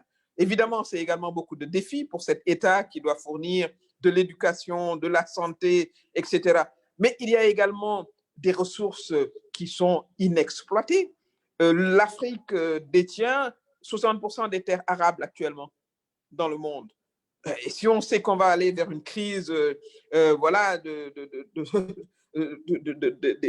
la production vivrière, avec la demande pressante de la Chine, etc., il y a effectivement des leviers importants sur lesquels on doit pouvoir travailler, s'appuyer pour accélérer ce phénomène de changement. Évidemment, il ne s'agit pas d'une Afrique qui va se recroquiller sur elle-même, mais qui va d'abord se regrouper. C'est pour ça que je suis pour un renforcement des liens économiques intra-africains avec des projets tels que c'était le cas il y a 5 ou 6 ans, de grands projets de développement des infrastructures pour faciliter le commerce, pour faciliter les échanges. Je suis pour une big pharma africaine, la pharmacopée africaine, et à redévelopper, à redécouvrir. Je suis également pour de grands ensembles de savoir, de grandes universités. Et ça, c'est des projets qui ne se font pas contre nos amis. Au contraire, ils se font pour nous. Donc, je crois que ce que le Covid va nous apporter, c'est justement de redécouvrir cette fameuse intégration africaine telle qu'on nous le promettait. Et là, je suis tout à fait d'accord qu'on va aller vers plus de régionalisation, en tout cas pour ce qui concerne le continent, tout en s'ouvrant évidemment vers le reste. Vous l'avez bien dit, le progrès de l'humanité s'est fait parce qu'il y a eu des échanges énormes. Mais ces échanges intra-africains, comme je l'ai dit, qui sont en dessous de 12%, doivent rapidement monter parce que, évidemment, il va falloir rapidement développer une industrie, développer la production, la moderniser et la faire avec un partenariat qui soit plus équitable, ça c'est clair. Et ça, c'est la responsabilité du leadership aussi politique. Mais d'une manière générale, moi, ce que je considère comme quelque chose qui va traverser toutes les sociétés, qu'elles soient africaines, européennes, et peut-être moins américaines, pays que je connais bien pour y avoir vécu 10 ans, c'est qu'il va y avoir un nouveau citoyen qui va demander, contre le travail qu'il fournit, plus de considération du point de vue de ses aspirations de sécurité et de santé. Ça, je pense que ça va être la première grande demande à laquelle les États devront répondre. Et je pense que ça se pose aussi bien pour l'Afrique, pour le monde arabe, pour l'Europe et même pour les États-Unis. Donc, à mon avis, c'est également l'occasion de croiser nos réflexions pour voir de quel type de civilisation nous parlons. Est-ce que ça va être l'occasion d'un nouveau débat sur est-ce que c'est le profit que nous allons poursuivre et rien d'autre que ça? Je ne pense pas que les citoyens dans les pays qui ont été fortement impactés par le Covid vont le voir de cette manière. Donc, quoi qu'on dise, il va falloir réformer justement. Et j'entendais, je crois que c'était le président Macron qui le disait, qu'il y a certains secteurs quand même qui ne peuvent pas répondre à la logique capitalistique. Je pense que c'est cette préoccupation-là qu'il avait. Et il va falloir que nos États reprennent en main ce qui est leur vocation première. En tout cas, en Afrique, c'est évident, c'est de donner un minimum de sécurité sociale, de minimum de bien-être social.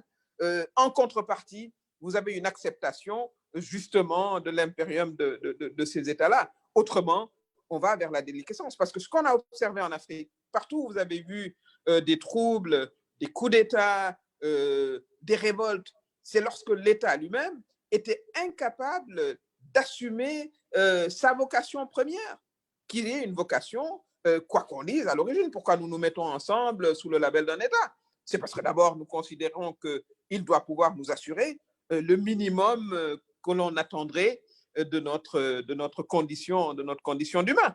Et ça, je pense que c'est le débat qui va se poser, qui va devoir se poser.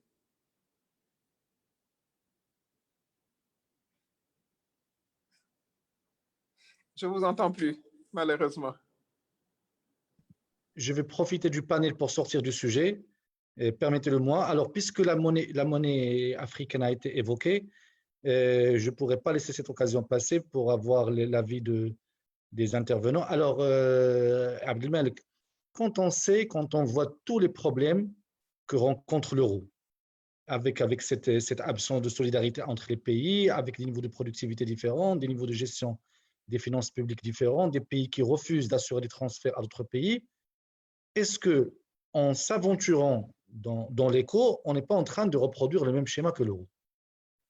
Excusez-moi, ça sort du sujet, mais je voudrais bien avoir votre avis. Non, mais je pense que c'est en plein dans le sujet, puisque la tentation des mouvements, on va dire, souverainistes ou extrémistes, lorsqu'ils articulent un discours de sortie de l'Europe, c'est d'abord dirigé contre l'euro. Et moi, je suis comme Madame le Premier ministre, je dis, est-ce qu'on est en train de discuter en valeur relative ou en valeur absolue?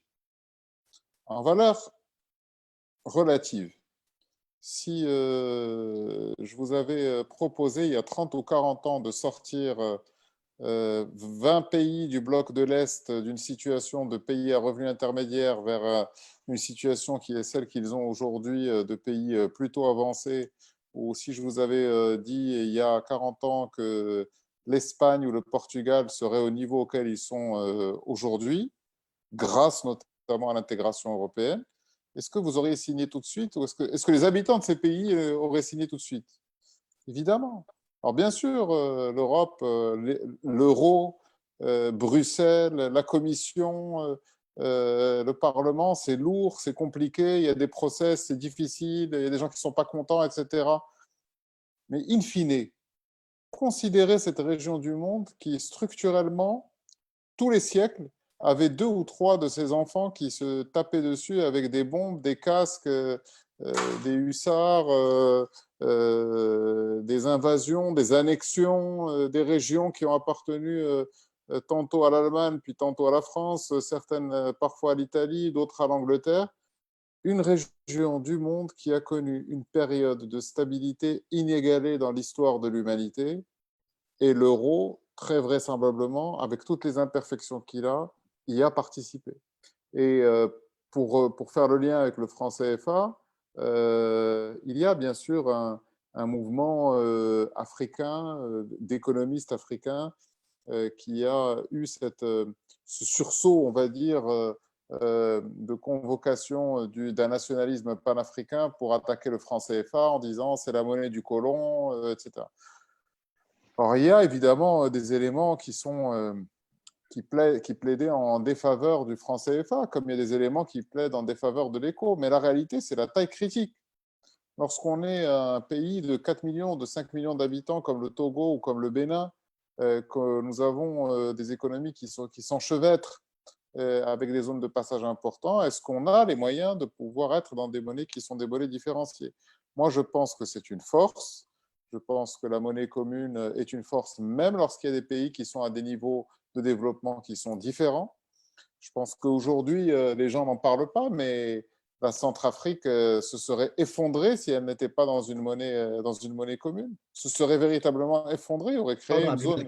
Tu parles d'une monnaie commune ou unique? Non, commune, pardon. Monnaie commune. Très bien. Monnaie commune. C'est pas l'euro. C'est une monnaie commune, très bien. C'est pas l'euro. Très bien, pardon. Mais disons que… Allez-y, développez. Excusez-moi, je vous interromps.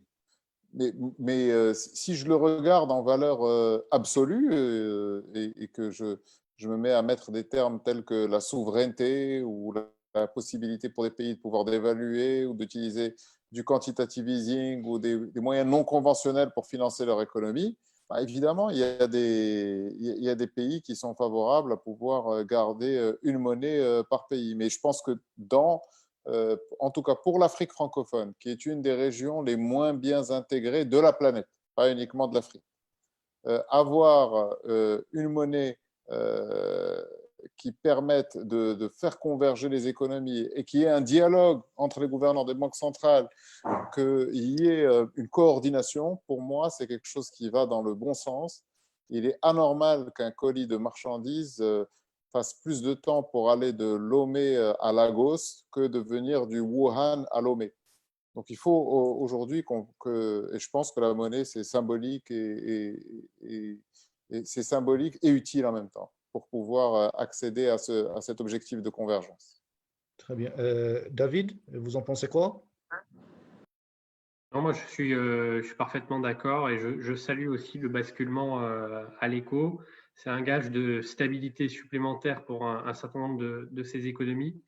D'une manière plus large, moi, je suis très favorable à un vaste mouvement euro-méditerranéo-africain parce que ce sont des plaques économiques, humaines, politiques, culturelles qui ont vraiment, malgré une histoire tourmentée, vocation à se co-développer et à travailler ensemble.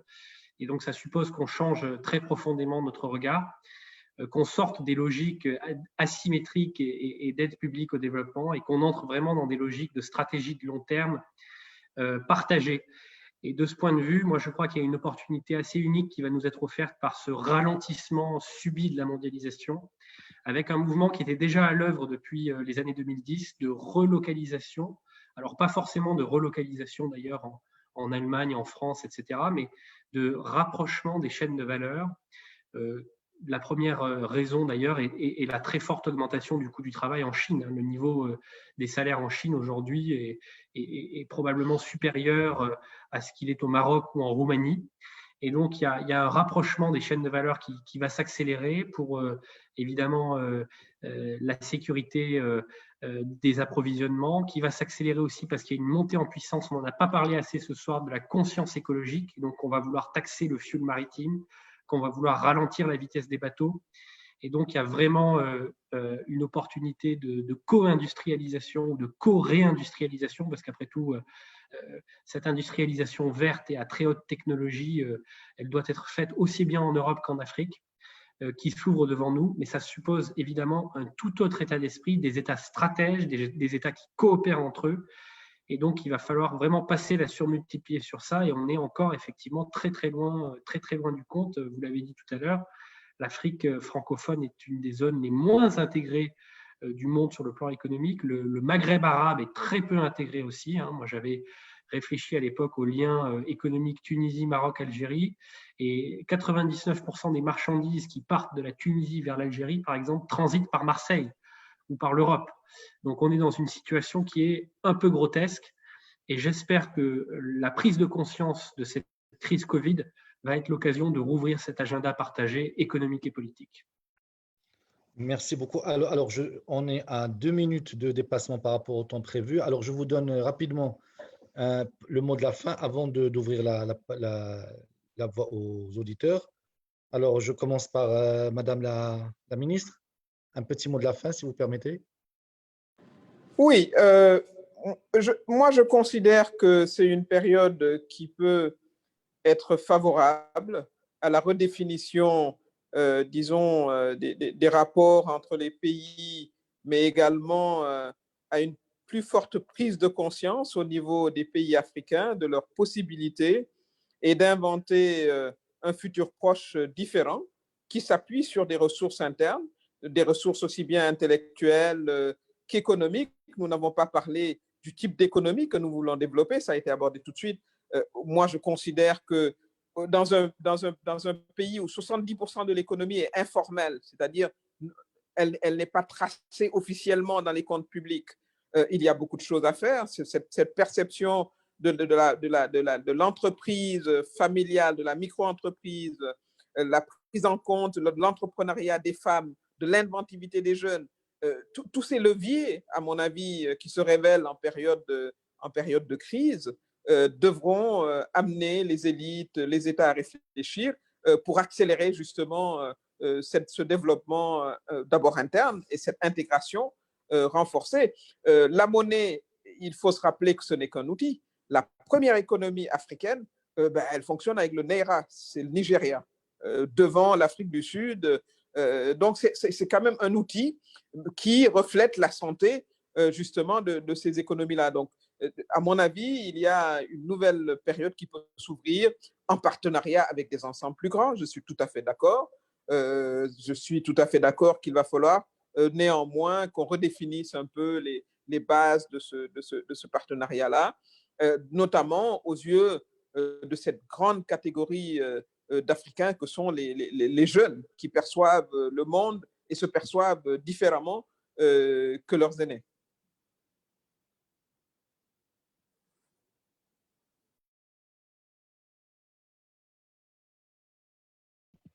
Oui, Abdelmalek, si tu veux pour le mot de la fin. Moi, je plaide pour qu'il n'y ait pas pour que ça soit véritablement un commencement. J'ai vu une flamme s'allumer pendant cette période du Covid avec vraiment un foisonnement intellectuel absolument inédit et la restauration de cette espèce d'idée qu'il est possible de pouvoir influer sur le destin et que nous sommes encore en capacité de pouvoir changer les déterminants du monde d'après. Et ce monde d'après, il se construit au présent. Il y a eu la résurgence, au-delà du poncif, disant qu'on allait avoir quelques milliers de manuscrits de journaux d'un confinement qui allaient arriver chez les éditeurs. Je pense que ce qui est extrêmement salutaire, c'est que nous allons avoir beaucoup de pensées, beaucoup de doctrines, beaucoup d'idées nouvelles et beaucoup de fertilisation croisée entre les générations qui vont être issues de cette période d'enfermement volontaire presque barbare que nous avons eu à subir et je plaide pour que ça soit, qu'on soit à l'aube d'un monde nouveau. Et puis j'aimerais bien, franchement, si j'ai un espoir à formuler pour l'État-providence, c'est qu'on se débarrasse des leaders nationalistes qui sont arrivés les 3-4 dernières années. Franchement, on en a marre, ça serait vraiment bien qu'il y ait une nouvelle génération de leaders qui arrivent, notamment pour les pays les plus avancés, les plus riches, les premiers de cordée. David, pour le mot de la fin. Oui, nous sommes à l'aube de mouvements tectoniques très importants dans le monde. Il va y avoir ce que j'appelle, moi, une recomposition géopolitique du capitalisme avec des modèles qui vont s'affronter férocement. D'un côté, le capitalisme libéral américain qui aujourd'hui est en faillite parce qu'il n'a pas su protéger la cohésion sociale, les inégalités ont explosé. On voit bien qu'aujourd'hui, on est à l'âge de pierre de l'État-providence aux États-Unis et qu'on a des files d'attente de centaines de voitures devant les food stamps pour tous ces millions de personnes qui ont été licenciées sans aucun filet de sécurité. La démocratie est en crise terminale aux États-Unis et je suis vraiment très inquiet pour ce pays que j'aime beaucoup aussi pour y avoir vécu. On a un modèle aussi de total capitalisme chinois, c'est-à-dire de capitalisme entièrement mis au service d'un projet qui n'est pas très aimable pour les démocrates dont je suis, un projet de contrôle des individus, un projet d'État-parti très peu sympathique avec les libertés publiques que moi je défends pour ma part. Et face à ce capitalisme libéral en faillite et face à ce total capitalisme de plus en plus agressif, il revient à l'Europe et à l'Afrique, je le dis encore une fois, avec toute la force dont je suis capable, la main dans la main, de construire un troisième modèle de capitalisme, un capitalisme du long terme, un capitalisme soucieux du développement des différentes sociétés, soucieux du développement durable aussi et de l'environnement, un capitalisme plus humain, un capitalisme plus familial. Et donc, il faut réinventer véritablement un nouveau modèle de développement et ce sont nos deux continents qui vont être à la barre, à mon avis, et qui sont requis, en tout cas, pour le faire dans les prochaines années. Merci beaucoup. Donc, notre débat touche à sa fin. Alors, je donne la parole à Hamza pour la première question. Vas-y, Hamza. D'abord, j'aimerais remercier nos intervenants pour la qualité des échanges. Alors, j'en suis ravi puisqu'on a agrégé ce soir plusieurs courants de pensée, plusieurs écoles, entre notre ami Aminata Touré, qui incarne pour moi un nouvel esprit du panafricanisme auquel moi j'y crois personnellement.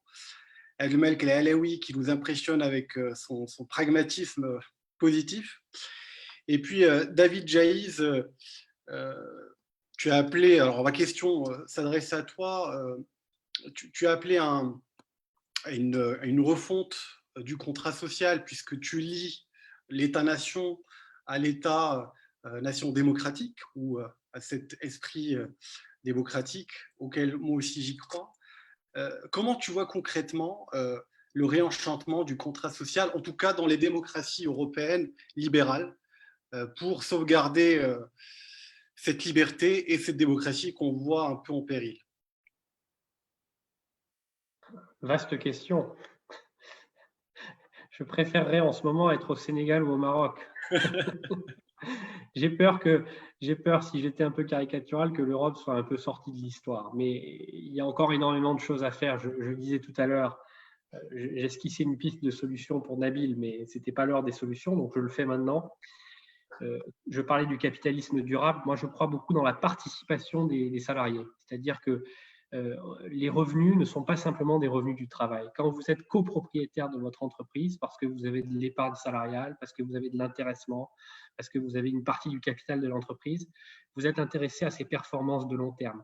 Et c'est une manière à la fois de résoudre la terrible stagnation salariale des classes moyennes en Occident, qui explique une partie de la montée du nationalisme, et aussi d'aller vers un modèle de cogestion et de codétermination qui est le seul moyen pour moi, pour l'économie de marché, d'être durable parce que fortement arrimé à un projet de long terme et à un projet industriel qui demain devra être un projet évidemment vert et compatible avec la transition écologique. Donc ça, c'est effectivement une voie à explorer pour les pays européens. Et puis, il y a énormément de travail à faire sur les dotations aussi. Notre État-providence, notamment en France, est trop axé sur la redistribution a posteriori, alors que les inégalités primaires de revenus, c'est-à-dire a priori, croissent continuellement depuis 30 ans. Et donc, ce sur quoi il faut travailler, c'est effectivement à une plus grande égalité des dotations, un meilleur partage du capital et donc des revenus du capital étant évidemment une des options à explorer.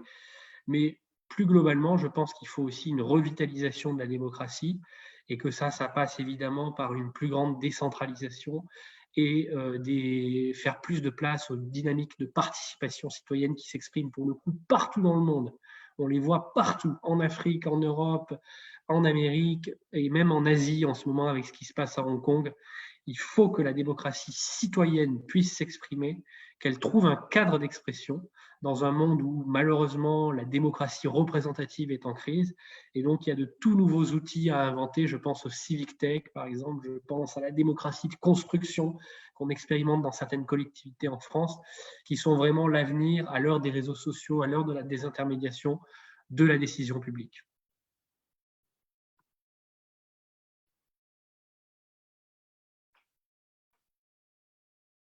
Nabil, tu as coupé ton micro.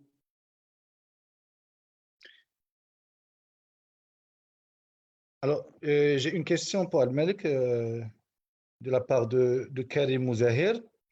Alors, il dit, Monsieur Alaoui, justement pour lutter contre ce matelas fiscal non déclaré, ne serait-il pas judicieux de changer tous les billets, couleurs, marquages, etc., sans attendre une nouvelle monnaie l'éco?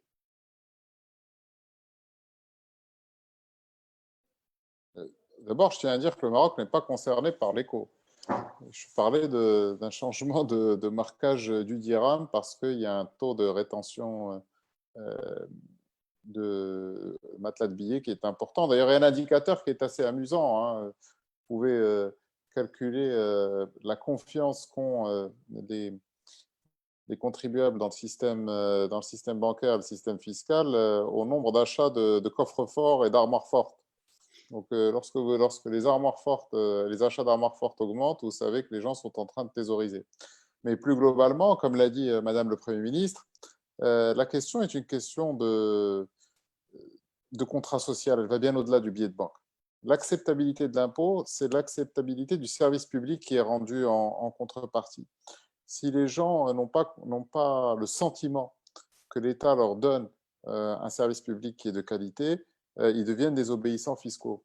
Et pour ancrer ces choses-là dans l'exemple du Maroc, parce qu'on peut parler d'État-providence, pour moi, il est inimaginable qu'on soit désobéissant fiscal si on est dans de grandes agglomérations urbaines comme Rabat, comme Casablanca, où le service public est rendu totalement. Et donc, je pense qu'il faut aussi avoir une graduation de la part des pouvoirs publics en matière de rétorsion envers la désobéissance fiscale.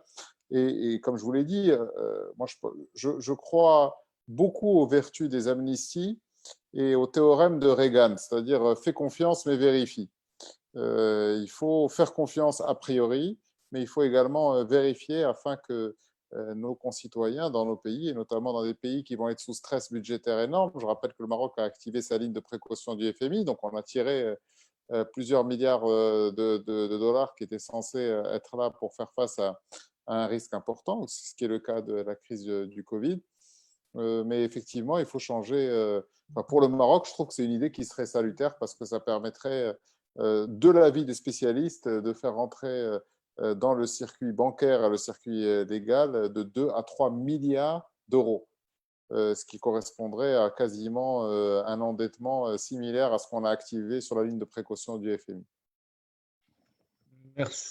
Merci beaucoup, Abdelmalek. Alors, j'ai une question pour Madame la Ministre. Alors, est-ce que vous ne pensez pas que l'échec d'État-providence est ce qui a ramené les mouvements extrémistes en Europe, les nationalismes et le souverainisme en Europe? Moi, je considère que c'est également une réponse à une crise sociétale qui touche quand même les catégories les plus défavorisées. Évidemment, il y a ce que je pourrais appeler une surcapitalisation de certaines catégories sociales. C'est ce que je l'évoquais en début de discussion sur cette mondialisation qui ouvre les visas et les vols internationaux à une certaine catégorie et le reste, ce que certains appelaient la France d'en bas qui, de crise en crise, se paupérisent et cherchent voilà, des réponses qui ne sont pas les bonnes réponses, à mon avis. Et je considère également que l'arrivée de la Chine comme étant un joueur de premier plan qui s'est arrogé de plus en plus des parts de marché qui traditionnellement appartenaient à l'Europe. C'est le cas en Afrique. L'un des plus grands bailleurs des pays africains, c'est la Chine. À l'époque, c'était l'Europe, c'était la France. Évidemment, cela se traduit par une raréfaction de profits et de ressources qui affectent des secteurs particuliers. Et évidemment, malheureusement, ces mouvements extrémistes savent bien poser les problèmes, mais apportent les pires des solutions, nous le savons. Et c'est également un mouvement progressiste, la gauche, qui n'a pas su avoir des réponses également satisfaisantes. Et c'est le cas dans beaucoup de pays où les mouvements politiques traditionnels ont été incapables, que ce soit à droite comme à gauche, voilà, de répondre à des crises structurelles qui leur sont d'ailleurs exogènes souvent. Parce que bon, la Chine, qu'est-ce que vous voulez faire contre la Chine si elle grossit, si elle prend des parts de marché? Et peut-être c'est là où il va falloir réfléchir à un nouveau système de partenariat ou de gouvernance, on l'appellera comme on veut, mondial, où peut-être il faudra ramener des valeurs civilisationnelles communes en notre sein, en tant que voilà, communauté voilà, des nations. C'est pour ça que je suis également une militante de la réhabilitation du multilatéralisme, qui lui-même également se faisait l'écho des différences entre les pays. Comment l'Afrique n'est toujours pas assise au Conseil de sécurité, voilà, qui reflète un découpage du monde d'il y a bien longtemps. Et face à ça, vous avez des citoyens, des catégories qui sont de plus en plus vulnérables, qui sont complètement exclus et qui se réfugient dans des discours totalement irréalistes, mais comme dernier ressort. Donc, c'est ça également la question qui se pose, c'est aujourd'hui, comment est-ce qu'il nous faut inventer ensemble un présent et un futur qui garantissent un minimum de bien-être pour tout le monde, pour faire échec justement à ces idéologies voilà, complètement éculées et qui ont produit ce qu'on sait il y a plusieurs décennies derrière. Ça, c'est une question qui se pose à tout le monde et il va falloir redéfinir ces systèmes économiques qui ont été incapables, à mon avis, de résister à cette crise sanitaire. C'est là où la crise sanitaire est un révélateur voilà, de ce qui ne marchait pas. Et les pays peut-être qui subissaient un peu cette crise-là se disent, bon, c'est peut-être un moment pour tout le monde de s'asseoir et d'avoir un dialogue sincère et franc sur la base voilà, de partenariats gagnant-gagnant. Et voilà, et je reviens encore une fois à cet exercice-là qui doit se faire dans chacun de nos pays, d'abord, parce que cette question se pose aussi au niveau national de chacun de nos pays, que ce soit en France, au Maroc ou ailleurs, où vous avez également voilà, des franges très importantes de nos populations qui n'ont toujours pas accès voilà, au minimum social, et parmi eux, beaucoup de jeunes et de femmes. C'est pour ça que je me fais également l'avocate d'un nouveau système de gouvernance beaucoup plus inclusif, beaucoup plus participatif, avec plus de femmes, plus de jeunes, plus de diversité ethnique, etc., pour qu'on puisse bâtir des contrats sociaux plus forts. Parce que je crois que c'est ça également qui va nous maintenir au niveau national et au niveau international et au niveau régional. Parce que si on regarde voilà, l'Afrique de l'Ouest, nous sommes quand même traversés par des grandes crises voilà, sécuritaires, etc., qui sont le reflet, quelque part, de ces inégalités voilà, dont les origines sont diverses. Très bien. Alors, juste une question rapide à David. David, alors, j'ai une question pour vous. Alors, c'est Zakaria Garci, qui est un membre fondateur du mouvement Mahan, qui vous pose une question très simple. Que pensez-vous de la relance keynésienne? Alors, c'est un cours d'économie. Bon courage. Vous savez, il est presque 1h du matin en France, donc la relance keynésienne, je ne suis pas sûr d'être extrêmement performant pour vous répondre sur ça. Non, mais blague à part. Moi, je pense qu'on est un peu sorti de ces débats keynésiens versus néoclassiques parce qu'en fait, là, on est dans une crise totale. C'est-à-dire qu'on est à la fois dans une crise de la demande parce qu'on a plongé la consommation et l'investissement en coma artificiel pendant plusieurs semaines ou plusieurs mois.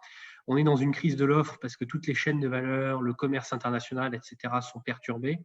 Donc, ça nous oblige à réinventer tous nos fondamentaux. Mais plus globalement, je crois que ce qu'il va falloir faire, bien sûr qu'il y a un enjeu de relance à très court terme parce que le PIB s'est contracté, qu'il faut forcer les gens à débourser un peu leur épargne de précaution, qu'il faut redonner de la confiance aux entreprises pour qu'elles investissent.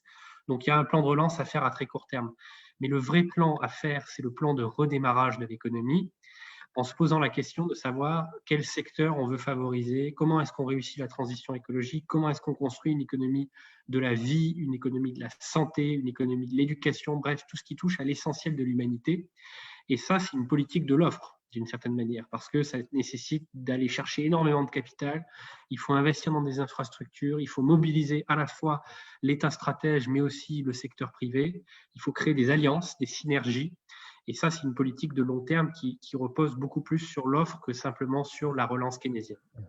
David, tant que tu es avec nous, alors une dernière question pour vous. Alors, alors c'est de Hamidou Anne et une deuxième question pour Madame Touré. Alors, pour vous, David, comment mettre en œuvre cette idée de pôle euro-méditerranéen, africain, méditerranéen-africain, sachant que la Chine a supplanté l'Europe dans la course aux parts de marché en Afrique et face à la nécessité pour les Africains de diversification de leurs partenaires économiques et commerciaux?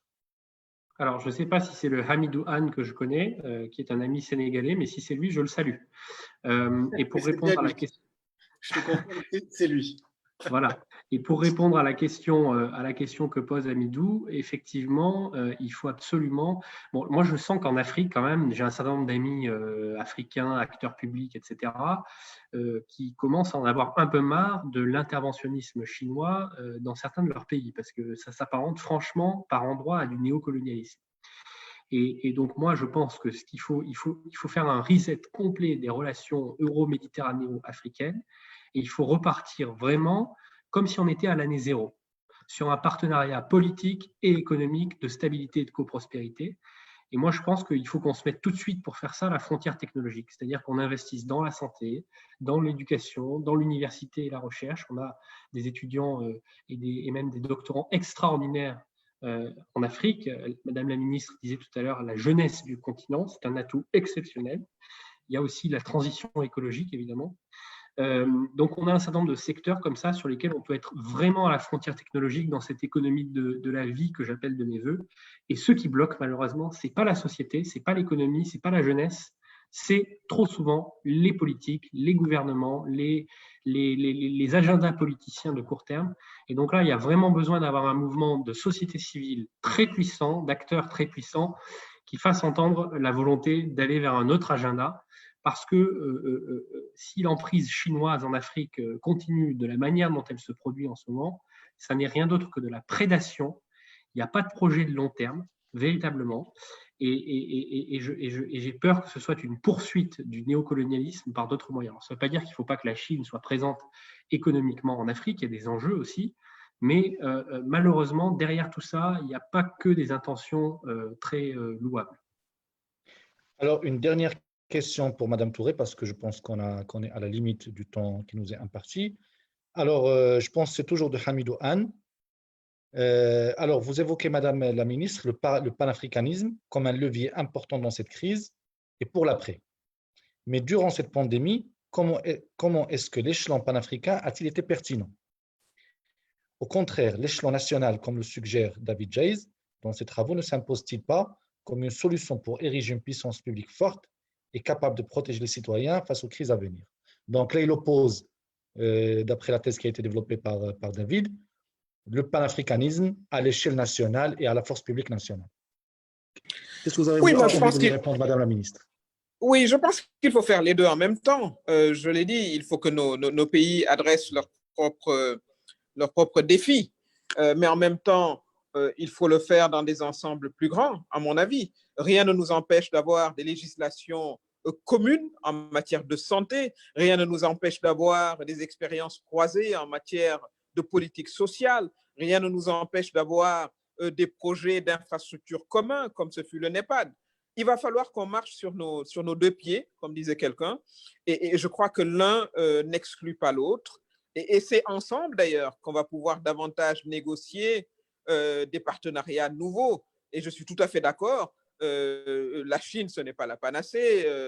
Voilà, il ne s'agit pas de sortir d'un néocolonialisme pour aller vers un autre. Il ne s'agit absolument pas de ça, mais de redéfinir justement des partenariats gagnant-gagnant. Et je partage cette expression de pousser sur le reset button pour qu'on remette à plat justement les postulats de ces partenariats qui doivent placer au centre peut-être les citoyens. Le citoyen marocain, le citoyen sénégalais, le citoyen français, le citoyen voilà, malien, etc. Et cela, il va falloir qu'on soit très inventif. Le système de coopération que nous avions jusqu'à présent partait de nos États, mais il peut également partir d'un partage d'expériences et même de projets entre nos petites et moyennes entreprises, d'échanges justement de savoir-faire, de coproduction. Voilà, à mon avis, comment il faut réinventer, disons, le présent et le futur de ce partenariat voilà, entre l'Afrique, l'Europe, voilà, le bassin méditerranéen, les pays arabes, mais qui se base également sur la prise en charge également de nos questions et de nos urgences nationales. Je ne crois pas qu'il puisse y avoir un panafricanisme qui ne s'appuie pas sur les États qui prennent en charge leurs responsabilités. Et c'est là où l'État, encore une fois, en tout cas, à partir de l'expérience que j'ai, a une obligation de remplir voilà, sa mission protectrice quelque part, à fournir le minimum économique et social en direction des concitoyens. Et c'est de cette manière-là que les États vont continuer à bénéficier de la confiance des citoyens et à continuer à se renforcer. Très bien. Alors, il ne me reste qu'au nom de Ma'an France et de Sciences Po Alumni que de vous remercier pour votre participation, pour votre patience, pour vos réponses pertinentes et sans détour. Merci beaucoup, David. Merci beaucoup, Abdelmalek. Merci beaucoup, Madame la Ministre. Et je vous rends l'antenne, Hamza et Smaïl, pour le mot de la fin. Je laisse Smaïl Haleki, président Sciences Po, conclure avant moi. Sciences Po Alumni.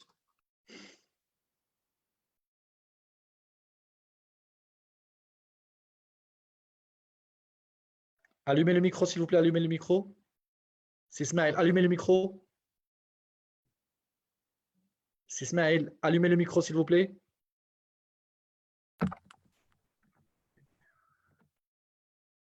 Non, allumez le micro, allumez le micro. On ne vous entend pas, c'est Smaïl, on ne vous entend pas. Smaïl, tu as pu le réactiver et à un moment donné… Ismaël, on ne vous entend pas.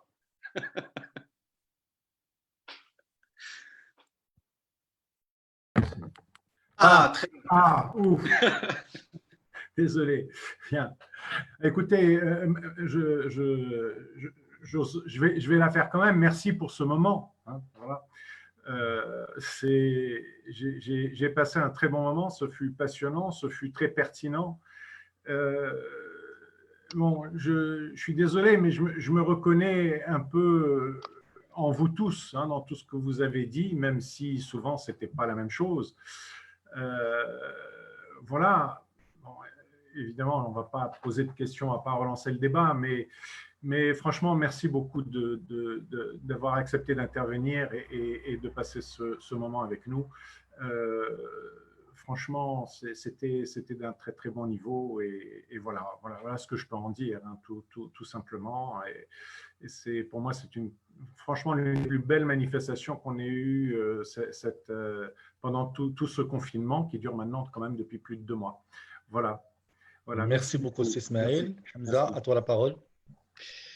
Merci Nabil. Moi, je pourrais conclure qu'en donnant rendez-vous à nos 3 panélistes que je remercie encore une fois du fond du cœur pour parler de cet espace méditerranéo-africano-européen qui est cher à nos cœurs, et je pense que c'est notre avenir, c'est l'avenir de l'Afrique, c'est l'avenir de la Méditerranée et c'est l'avenir de l'Europe. Donc, je vous donne rendez-vous très, très rapidement avec peut-être aussi toujours Alumni Sciences Po, cette communauté d'esprit qui aime le débat, comme Mahan. Et merci encore. Et bon déconfinement surtout. Donc, nous respectons l'heure à la minute près. À très bientôt, Inch'Allah. Slama. Slama. J'ai oublié, bonne fête. Hein. Merci beaucoup également.